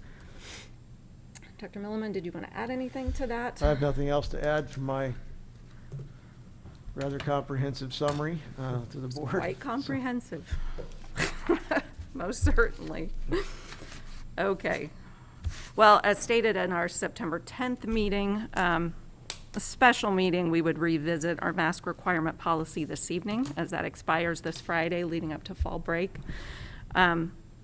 So obviously, Dr. Milliman outlined every single little thing we have done to mitigate COVID, and the list is extensive, and I'm very proud of all those things on behalf of the board and the administration, and a lot of the forward thinking as well that's demonstrated there. There were things that were purchased, things that were thought of well before it was common practice, and before we actually had the money in hand too. So we took some risks for the sake of keeping our students safe. So I think that's important to recognize as well. So obviously, we have a decision to make this evening, whether that is allowing that policy to expire, modifying it, renewing it for a period of time. So we have some decisions to make this evening as a board. So I know I've asked everyone to kind of think through their thought processes, how you feel about things, how we think it's going. I think we have heard statistically from Dr. Milliman that it is keeping students in class. We know that. We can see that very clearly from the charts, which is a great thing. Our teachers need students. So clearly there are people frustrated with the policy. We saw that tonight. And we've been hearing about it on email and other ways. And I would say I understand that there are frustrations. I think people in general are incredibly frustrated, anxious, angry, you name it. We are in just a really tough time. And it does kind of make me choked up that I'm looking at an empty room. I've been on the board for 7 years and never, ever did I think that something like this would occur over one single policy that's designed to be temporary, that we cannot as a community get along. So I'm a little upset, and rightfully so. So I will not try to hide that or apologize for it. It's incredibly disappointing, whichever agree. side you feel. So go ahead, Ms. Hutchison. I agree, and, you know, Craig, Mr. Parks reads our mission statement, and part of that is to provide a positive and safe learning environment, which I think we are definitely doing by keeping our students in school and making sure they are around, you know, they're caring, loving adults, teachers, administrators, their peers, their friends. We know it's better for their mental health to be around those who support them in terms of their peers, and again, loving, caring adults in the form of teachers as well. So I think what we're doing is working to keep them in that environment, and I think we need to continue to do it. I mean, no one wants to go back to virtual remote learning. It's difficult for everyone, and thank goodness it was an option for us and that we were able to pivot quickly and implement that so our students could at least not fall so far behind that they would never catch up, and that we were able to continue to pay our teachers and our staff and our custodians and our bus drivers and everything through COVID, even though we were not in this building. So I'm very proud of the way we've handled COVID, and I think you know, this policy is one of many that we decide on an annual basis. You know, our policy manual has hundreds and hundreds of pages. And I think all of those are designed to do exactly what our mission statement says, to provide a positive and safe learning environment. So I think, you know, we need to continue to do things that we know work. And we have low spread in our schools because of the things we're doing, and we can't control what goes on in the community. So we, you know, we'll leave that up to the community health experts, but we can control what goes on in our school. And I think I'm proud of the way we've handled this crisis, and there'll be, you know, another crisis to come that isn't COVID, it'll be something else, and I know that we will be able to handle that as well. Again, I'll just echo disappointment in that this has come to this. And it is a difficult situation and decision that we have as a board to make. And so in my mind, I have to bring everything to what I understand, and that's engineering. I am a transportation engineer, design roads, bridges, and things like that. And I have to try to bring stuff into logic that I understand. And I can, in my profession, I can decide to design a road for 25 miles an hour, and it has certain regulations and requirements for me to follow, design practices, and then there's a second, I could go to 55 miles an hour. It may have more restrictive requirements with that. So that's what I see we have, based on what we've been shared tonight, is that we have two choices. We can go masks, extend the mask mandate, and continue the quarantine requirements that we have, and follow that set of standards, and obey the law.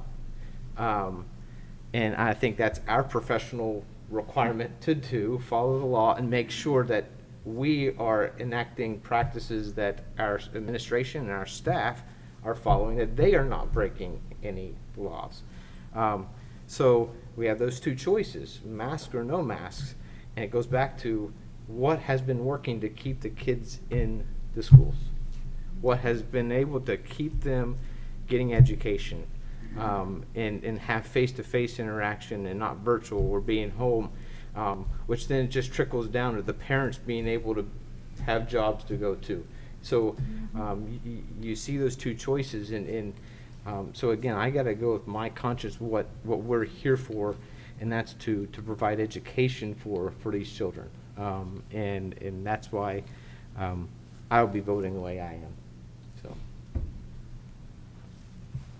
I am obviously the oddball out, and that's okay. I think we can all agree to disagree respectfully, and that's okay. I still respect each and every one of you and your opinions and your thoughts and what you shared tonight. A few of the things that I wrote down, masking in the classroom, but not every single place, just this hard thing for me to, to make sense of.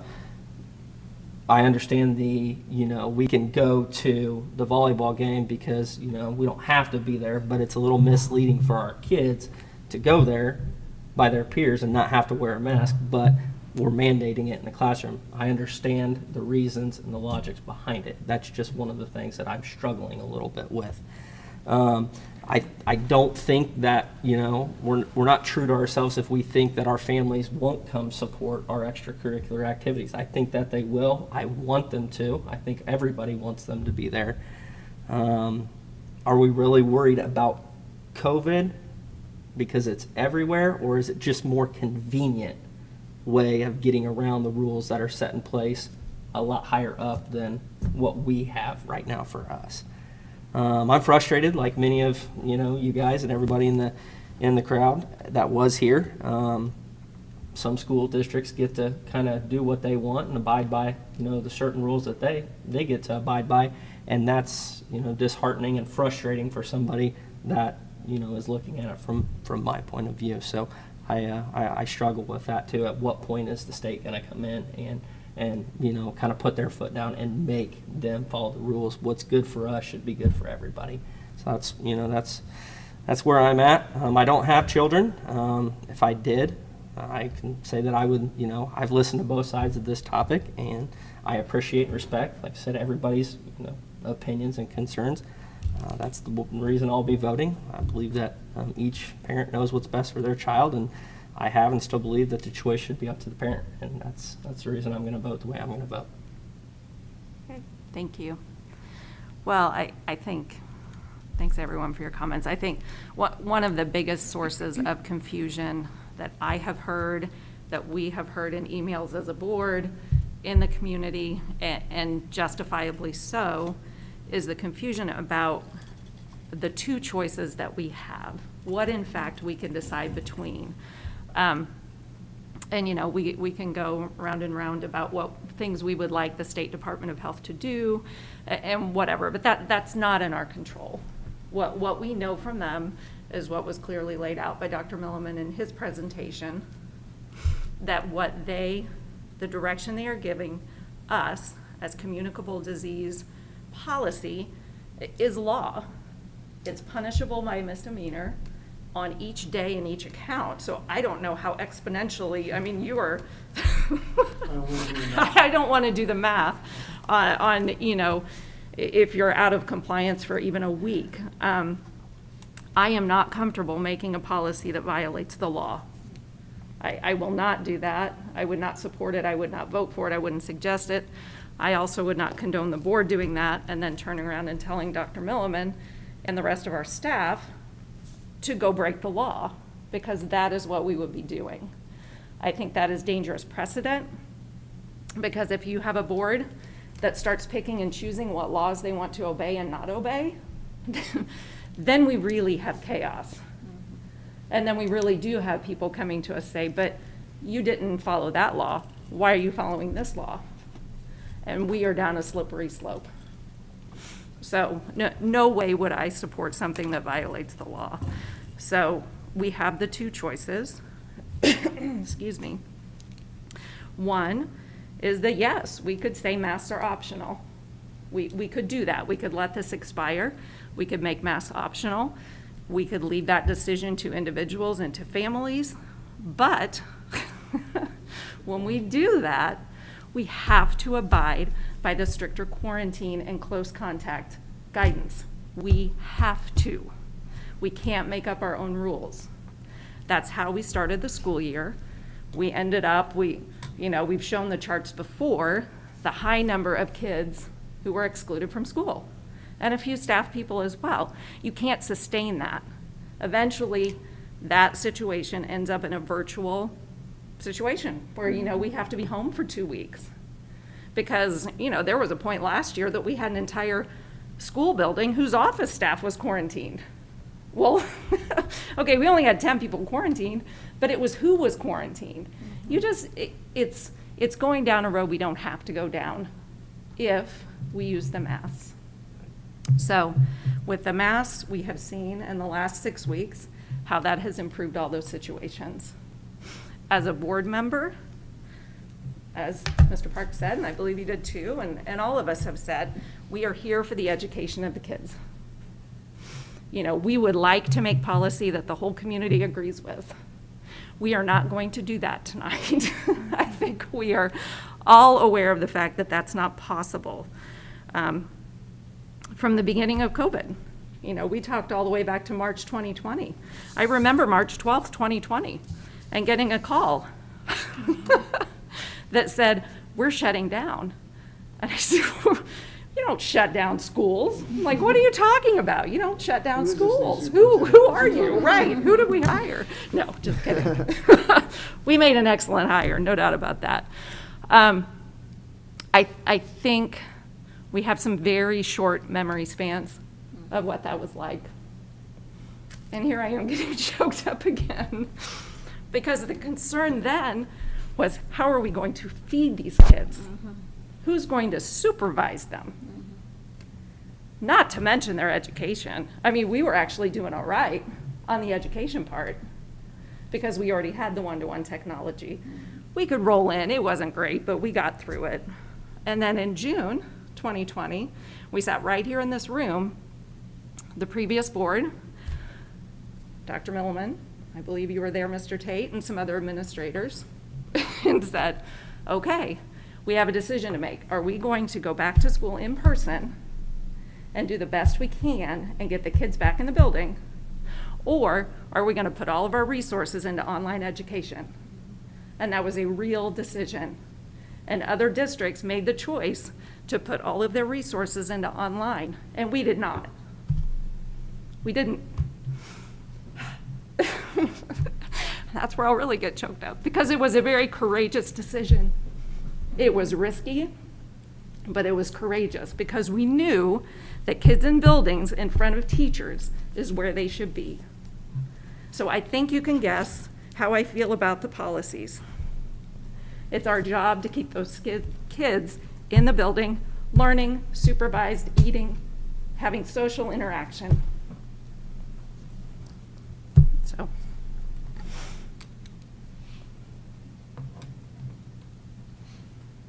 I agree.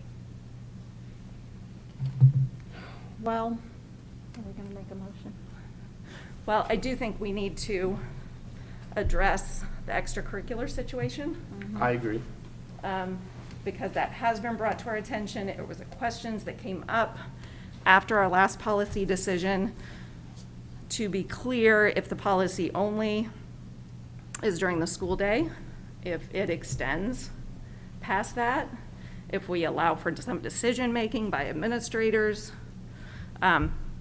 we need to discuss that, what we think is appropriate.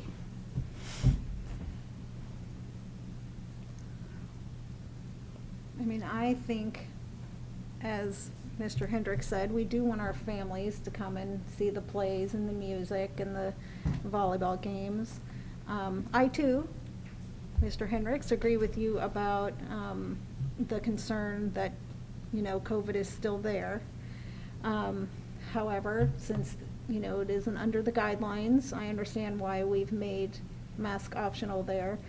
I think that we should give our administration and staff, coaches, the ability to determine based on not only what's happening in the community, but what's happening with other schools. You know, there are others, we are not the only school who is making these decisions about their students, and we know that there have been whole teams that have had to forfeit games because there weren't enough of them to play because of COVID. So I think I would be okay with giving our administrators and, you know, coaching staff the ability to make that decision on a case-by-case basis, game by game, you know, event by event, because unfortunately we know that things change every darn day. Like, you know, our numbers today aren't going to be our numbers tomorrow, and hopefully they're going to trend downward, but that's not the case in our community right now. So, you know, I would be okay with giving them that discretion if they feel like they need to make a different decision. Those would be, you know, there'll be a lot of monitoring that will take place. I guess I would add to that. You know, I mentioned I didn't have the numbers in front of me this evening about how many close contacts and quarantines have come from extracurricular activities. It would have been anecdotal on my part, still would be, without asking Mr. Reynolds, Mr. Dunshee. That's primarily where we're dealing with the extracurricular activities in a large scale. We can drill down into that data and find out where those close contacts come. But you saw on October 15th, there was only 26 total close contacts in the district. So if you could have been a close contact and not quarantine you. There was only 4 quarantined. So it could have been from a bus, lunch. By the time you whittle through that classrooms, you've seen full rosters of football teams on the field. You've seen full rosters of volleyball players on the court. So again, anecdotally, it has not had the effect on the teams that we were experiencing last year. Girls soccer team goes down for a week. Pick it, pick which sport. Those were happening. We're not experiencing that from the player side, which would be more close contact, literally, than in and out type behavior from a spectator standpoint. But we will monitor that, and if there's a community continues to rise and the health department says we think you need to go 50% capacity and masks, we're going to work with them. It wouldn't be made in a vacuum, I guess is what I'm saying. It would be difficult for the board to reconvene every time we wanted to make some sort of change, other than you require it, period. If you decide to require it, then you do it. I mean, that would be the other side of that. I just think there is a element to extracurricular that is different. It's the health department carved it out for that reason. You can't maintain the same requirement environment in the extracurricular activity. So they carved it out as well for those reasons. So we would work very closely with the health department administration on that. Yeah, I would agree with that premise to provide the administration the ability in the extracurriculars, whether it be sporting or the arts or whatever it might be, on a situation by situation basis, to be able to make those recommendations and to move forward, rather than us having to meet to make that decision on that case by case. Absolutely. Our community, thankfully, went to yellow. But when you look at the CDC numbers, we're still red and high. And so we were barely in yellow. I mean, it's riding that rail before fall break, before weather changes. So I'm always hoping for the best, and I will continue to do that. But just hypothetically speaking, if there's some sort of rise, that's when Dr. Surveys is on the phone and we're talking through possible, changes to our policy. Liz? Yeah. I do have a question. Now, is this something that we could, possibly, if we felt as a board needed to revisit, is this something that we could? Mm-hmm. Okay. Okay. We always can. I Okay.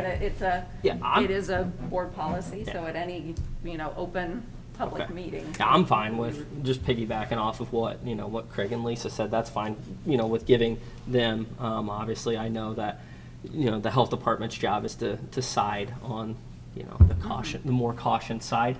So that is understandable, from my viewpoint. I understand where they're coming from, but I do want to make sure that if it does need to be revisited, we can take a look at it again. Mm-hmm. Yeah.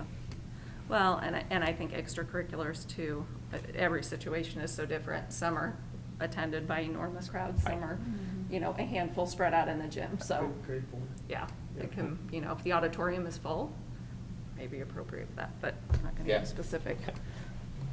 So. And I did make the point, it's a 6-foot distance. I mean, we contact trace. I mean, we'll follow the rules. We won't quarantine from extracurricular, to be clear. There'd be a better chance that you might get quarantined if the close contact's not wearing a mask to the positive person.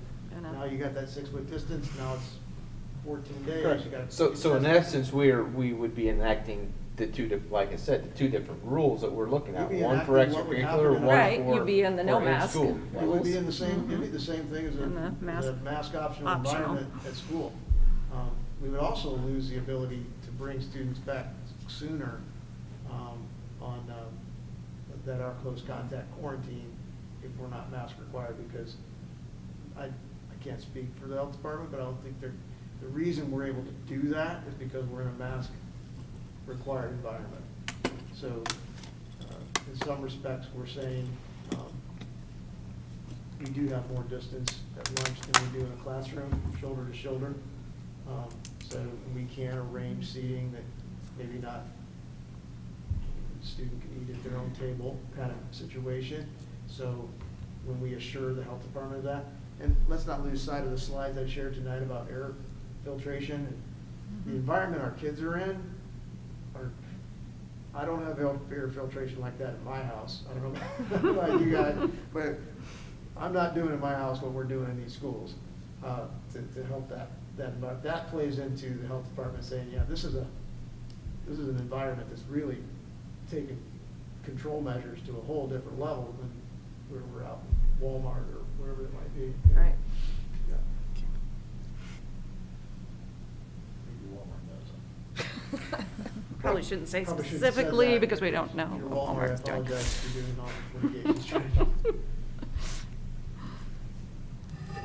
Okay. So would these be two different motions or one single? I believe we can make it as Or one one motion, single. as one policy. vote. So is there anyone like to make a motion? I will. I move that LCSE continue until the end of the semester, December 18th, 2021. The mask requirement as approved at the September 10th, 2021 school board meeting, requiring all visitors, faculty, staff, administration, and students to wear a mask or an approved face covering while indoors in school during the school day, and that is regardless of your vaccine status. The administration, we would like to authorize the administration to require masks and approved face coverings at extracurricular activities on a case-by-case basis. Okay. I will second that motion. Any further discussion? Okay. All in favor signify by saying aye. Aye. Opposed? Aye. Okay. The minutes, please note that Mr. Hendricks voted no. Other three members voted yes. Motion passes. Thank you very much. Informational items, capital improvement planning and school funding update. Thank you, Ms. Keith. I'll go through this as quickly as I can. Some great and exciting work the board has been working on since our last meeting, and our administrative team and our professional partners. So I wanted to move, I will move it, as I say, as quickly as possible through this, but I do want to share it with our community and some of the exciting changes and improvements we hope to make for the district. I just put this slide up there to remind folks of what this vision is about. By 2025, we want to address those funding needs and capital improvement program needs throughout the school district. We have thought about this in three communication segments, 3 6-month segments. In segment 1, we talked to the governmental leaders, and we had Vision 2025 sessions 1 through 4, where we had a cross-section of community members, staff members, administrators that met remotely for some of the time, and in this big room for other meetings to talk about school funding and all of that, to kind of lay the groundwork and get their feedback on what the community's thoughts would be. The next 6 months, I spent some time with our PTOs, booster groups. We met with realtors and community leaders, Whitestown, Lebanon as well.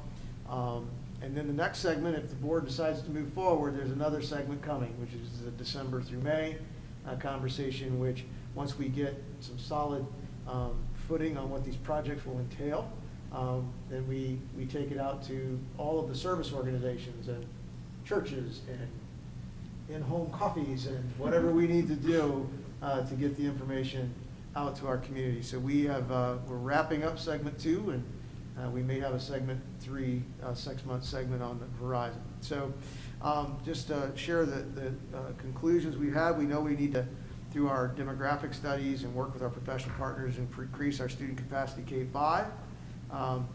Thanks to Mr. Tate and his team and all of the great work from our team, that our facilities are in overall good physical condition. So we're able to do this exciting work, and we're not building our schools from the ground up. Central has outlived its useful life as a comprehensive K-5 building as part of that facility assessment. We want to include all of our buildings. We know we need to upgrade safety and security in our facilities, both locations of our police officers, cameras, systems, technology, et cetera. Address some physical education and athletic facility needs as well. And we know we need that capacity, again, to absorb that growth that we see on the horizon. So the feasibility study landed on this recommendation for the district: remain as a four elementary district, updating Stokes and Perry Worth, increasing Perry Worth capacity, build a new elementary and repurpose Central. Take a look at a multi-purpose facility here at the high school, making upgrades here as well as the middle school. We know we need to work on our transportation center. We've talked about that in our board meetings before. That we need to upgrade that facility, both for site safety and efficiency, as well as size and scope to address those needs as well. What we're looking at, and I'll show a slide later, would mean that we need to raise the current maintenance building to make that the current plan we're thinking of happen. So it would require replacing our maintenance building as well. Our demographer recommended that we should plan for exceeding growth, the 1% per year over 10 years based on the homes. I sent the demographer our ADM count from September. He's putting a summary together for the board. Just emailed with him today, so you should be getting those in the coming days. I'll share that as soon as I receive it. We, of course, in any growing school district, when you're building new homes, the growth tends to be in those elementary age students, when those young families. So looking at demographic, but enrollment from the middle school and high school, we have sufficient capacity for that 10-year span. That's part of this Vision 2025. So through 2035, we have sufficient capacity at our middle school and high school. That is not a concern at this time. I thought you'd be interested in this chart. We had declining enrollment, as you see, for 3 years, and we've started to turn the corner a bit here in 2021. So we're beginning to see that. Dr. McKibbins was off by 1 student in his forecast, by the way, for 2021. He was very proud of that. I wanted to exceed it. We kind of thought we might get a kindergarten bump this year, but across the country, it actually did not happen. We've had some families who kept their kindergartners home across the country. They've seen that trend. So we may see a little bit more of a bump next year. We'll see what happens there. These are our most recent conceptual site plans of our elementary schools. This is Harney. You'll see that it really doesn't change the building envelope of Harney, other than kind of a vestibule that we've extended here as we've moved the office from this location to this location. Restroom facility there as well, moving the SRO to the front of the building, as we talked about with safety and security. Looking at this area of the building is a flexible LGI with a divider, so that if we did have a need for an extra section of 5th graders one year, an extra section of 4th graders, these buildings can become, or these rooms can become a classroom, one or the other. LGI is? Large group instruction. There you go. Yeah, thank you for pointing that out. By the way, small group instruction, that's what SGI is. Small group instruction, large group instruction. Through furniture and things of that nature, we can take a look at, if you lose a space due to, lose one of those classrooms due to enrollment bump, through, changing some functionality within the media center, we can capture that as some large group instruction as well. So that's the Harney site. Stokes is very similar, and it didn't change the envelope of the building, but it did add some student support offices, if you will, or areas here along the main entrance area, which carved out a piece of the media center. The plan would include flattening what's currently the reading pit if you've been in the Stokes Library, creating a large group instruction room environment there, again, causing that functionality, increasing that functionality of that building, capturing that floor space with furniture. And then repurposing the tiered computer room into a flat STEM lab for the students. And of course, we did find out, because Lebanon does things the right way, that those risers are all concrete. Some districts, those are wooden. In this district, we boarded concrete. And so I would suggest, if this moves forward, staying away from Stokes when they bring in those jackhammers, because that's going to be a loud day when they demolish that, if it happens. So not changing that. Perry Worth's a different story. This is a major addition and renovation at Perry Worth. The blue, I'll point out again, is new. Orange is renovation. So you'll see the cafe being quite different with a new kitchen. Then you're capturing the kitchen space for seating, additional classrooms basically on every wing of the building. And the goal is to make sure that when you walk from the old to the new, that you don't know that you're doing so, that it has that new feel all the way through. So very exciting things for Perry Worth. We would move that to a 600 plus or minus school. You're talking about adding 150 to 200 capacity at that building. This should excite the parents or any parent that went to Perry Worth.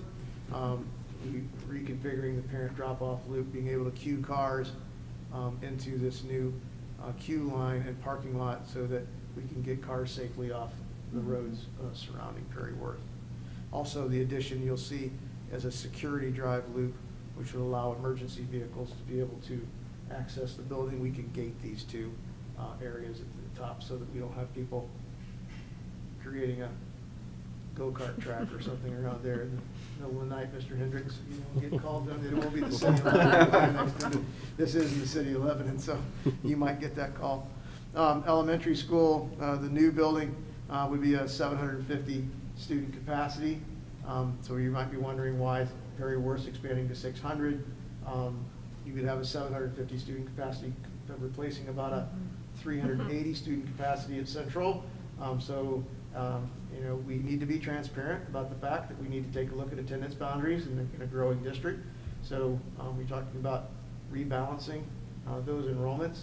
We'll be bookending that big Waterford district with Perry Worth on the south and Stokes on the north, and then having this site that would be located in our preferred site. We're having a meeting tomorrow night with the city of Lebanon, which is our chosen and preferred site at this point in time at Fordyce Road and John Mark, which could help us capture some of that, all of what we're talking about as well for future developments.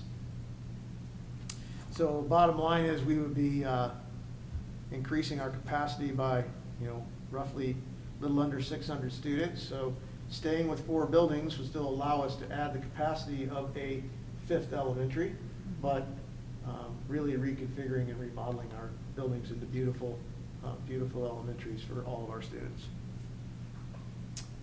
Middle school, site safety and security, we're talking about light, parking lot lighting, et cetera, outside space for students to learn.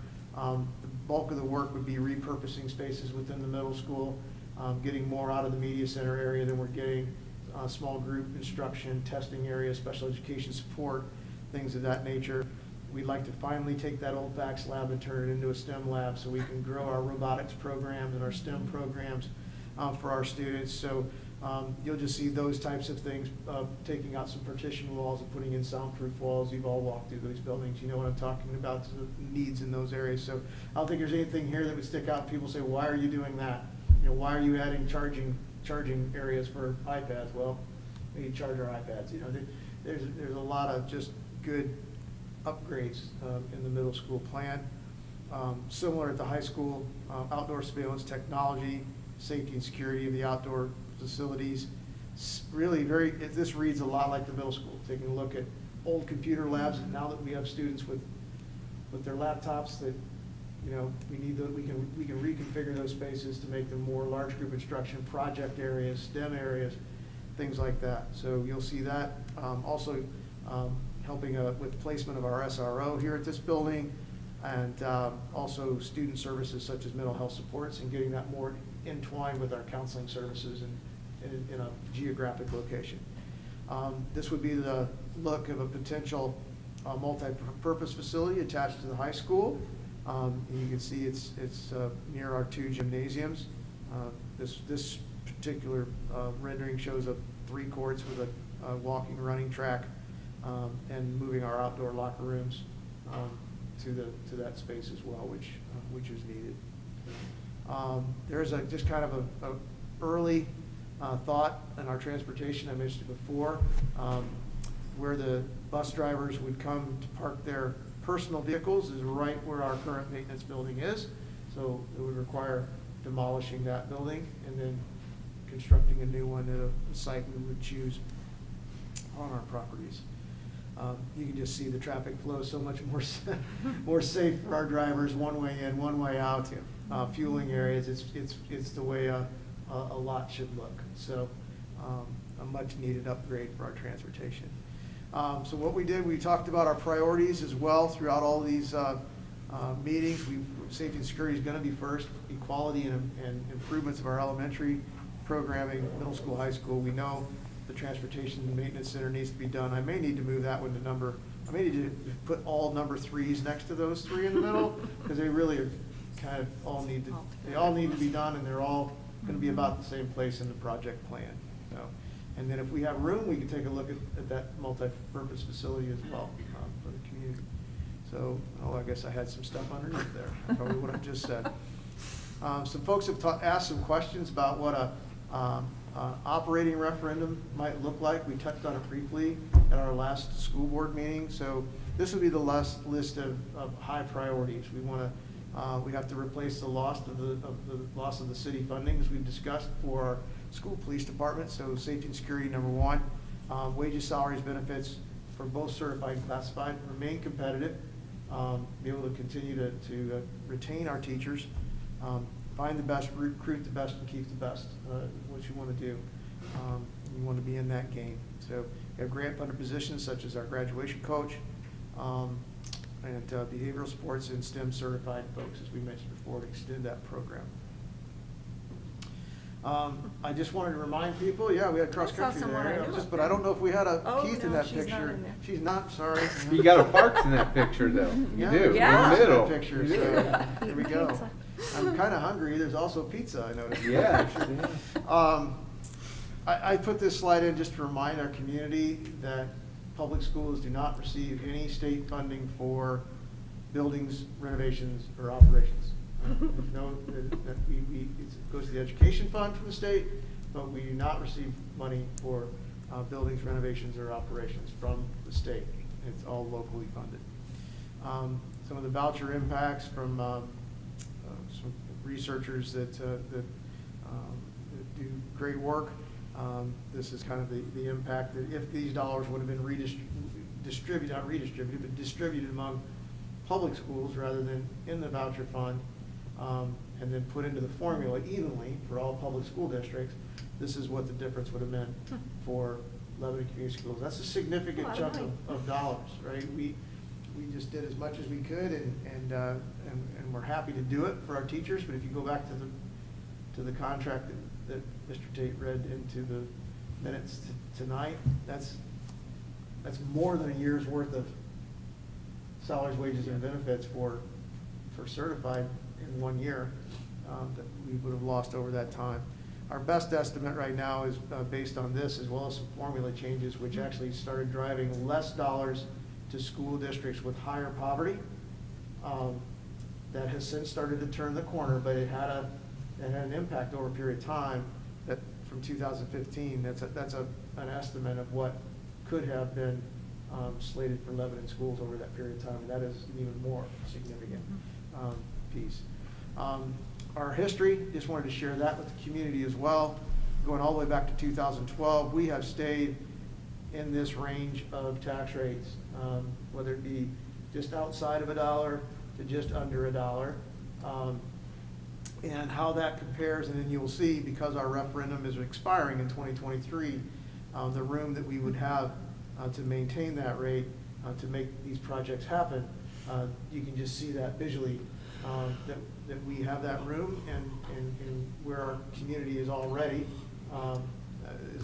already their tax rate. So our window of opportunity is take a look at that operating referendum to do those things that we talked about from the staffing standpoint, facilities and operations on the capital referendum side. We want to maintain that historic range, somewhere in that just outside, however just outside is, the board will make that decision.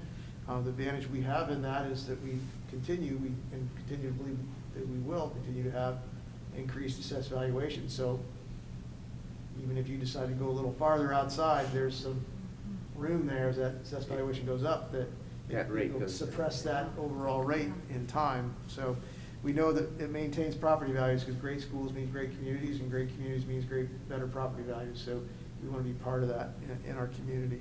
So here's what we've been doing. Our timeline, those first two 6-month segments, we've worked with our professional partners all the way up till today, and we're getting close to bringing recommendations to you. We'll have professional partners here next month, to talk about financing options, bonding options. We'll have that as part of our public meeting. Then what's next is, as I shared before, is if the board decides to move forward, then Dr. Millman's going to have a pretty full dance card for about 5 months, going to a lot of groups to talk to them about a lot of things. So I know it was a lot, but I wanted to get it out there. We continue to talk about where we're at with professional partners, and let's have people see where we are with the current conceptual images of the schools and why we keep saying we're really excited about what this could mean for decades, generations, really, for this community. That's all I have. Well, thank you. And I will just say that from the beginning of your time here, you've taken the initiative to get the ball rolling with just some very good preliminary work.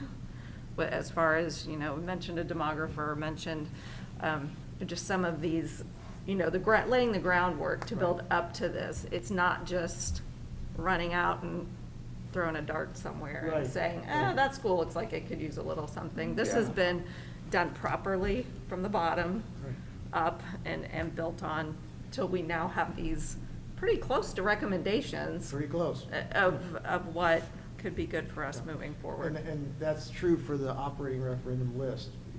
We tend to forget that in January of 2020, I asked the principals to talk to their staff and teachers about what should go on that list. But we get a little foggy from March 2020 back. That was part, we asked for their input. That was not an administrator-driven list. That was a teacher's help.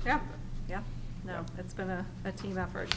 I will agree. Again, being an engineer, I like the process of identifying need and then identifying how to meet those needs, and then identifying from that what's the cost going to be of it in a very logical way to be able to meet the needs of this community for now and into the future. Okay. And I think it all goes back to the mission, which I've been saying with every decision we make. We are cultivating and reaching students and enriching their lives by improving schools on every level, not just the safety and security, but the learning environments, the STEM education, the technology. All of that is creating a positive learning environment. So we are being true to our mission when we make these decisions. And I think we're also being a good steward of the money that we do receive, and that our buildings are in such great shape that we're not having to tear them all down and start over. We're just adding to the positive environment that's already there and improving it. And, we've heard over and over again what great shape our schools are in, our property, our buses, and I think that's a testament to Mr. Tate and you and others who, the maintenance, everyone who makes sure that happens. So these decisions we're making definitely support our mission. Thank you. Thank you. All right. We covered a good deal, so. We did.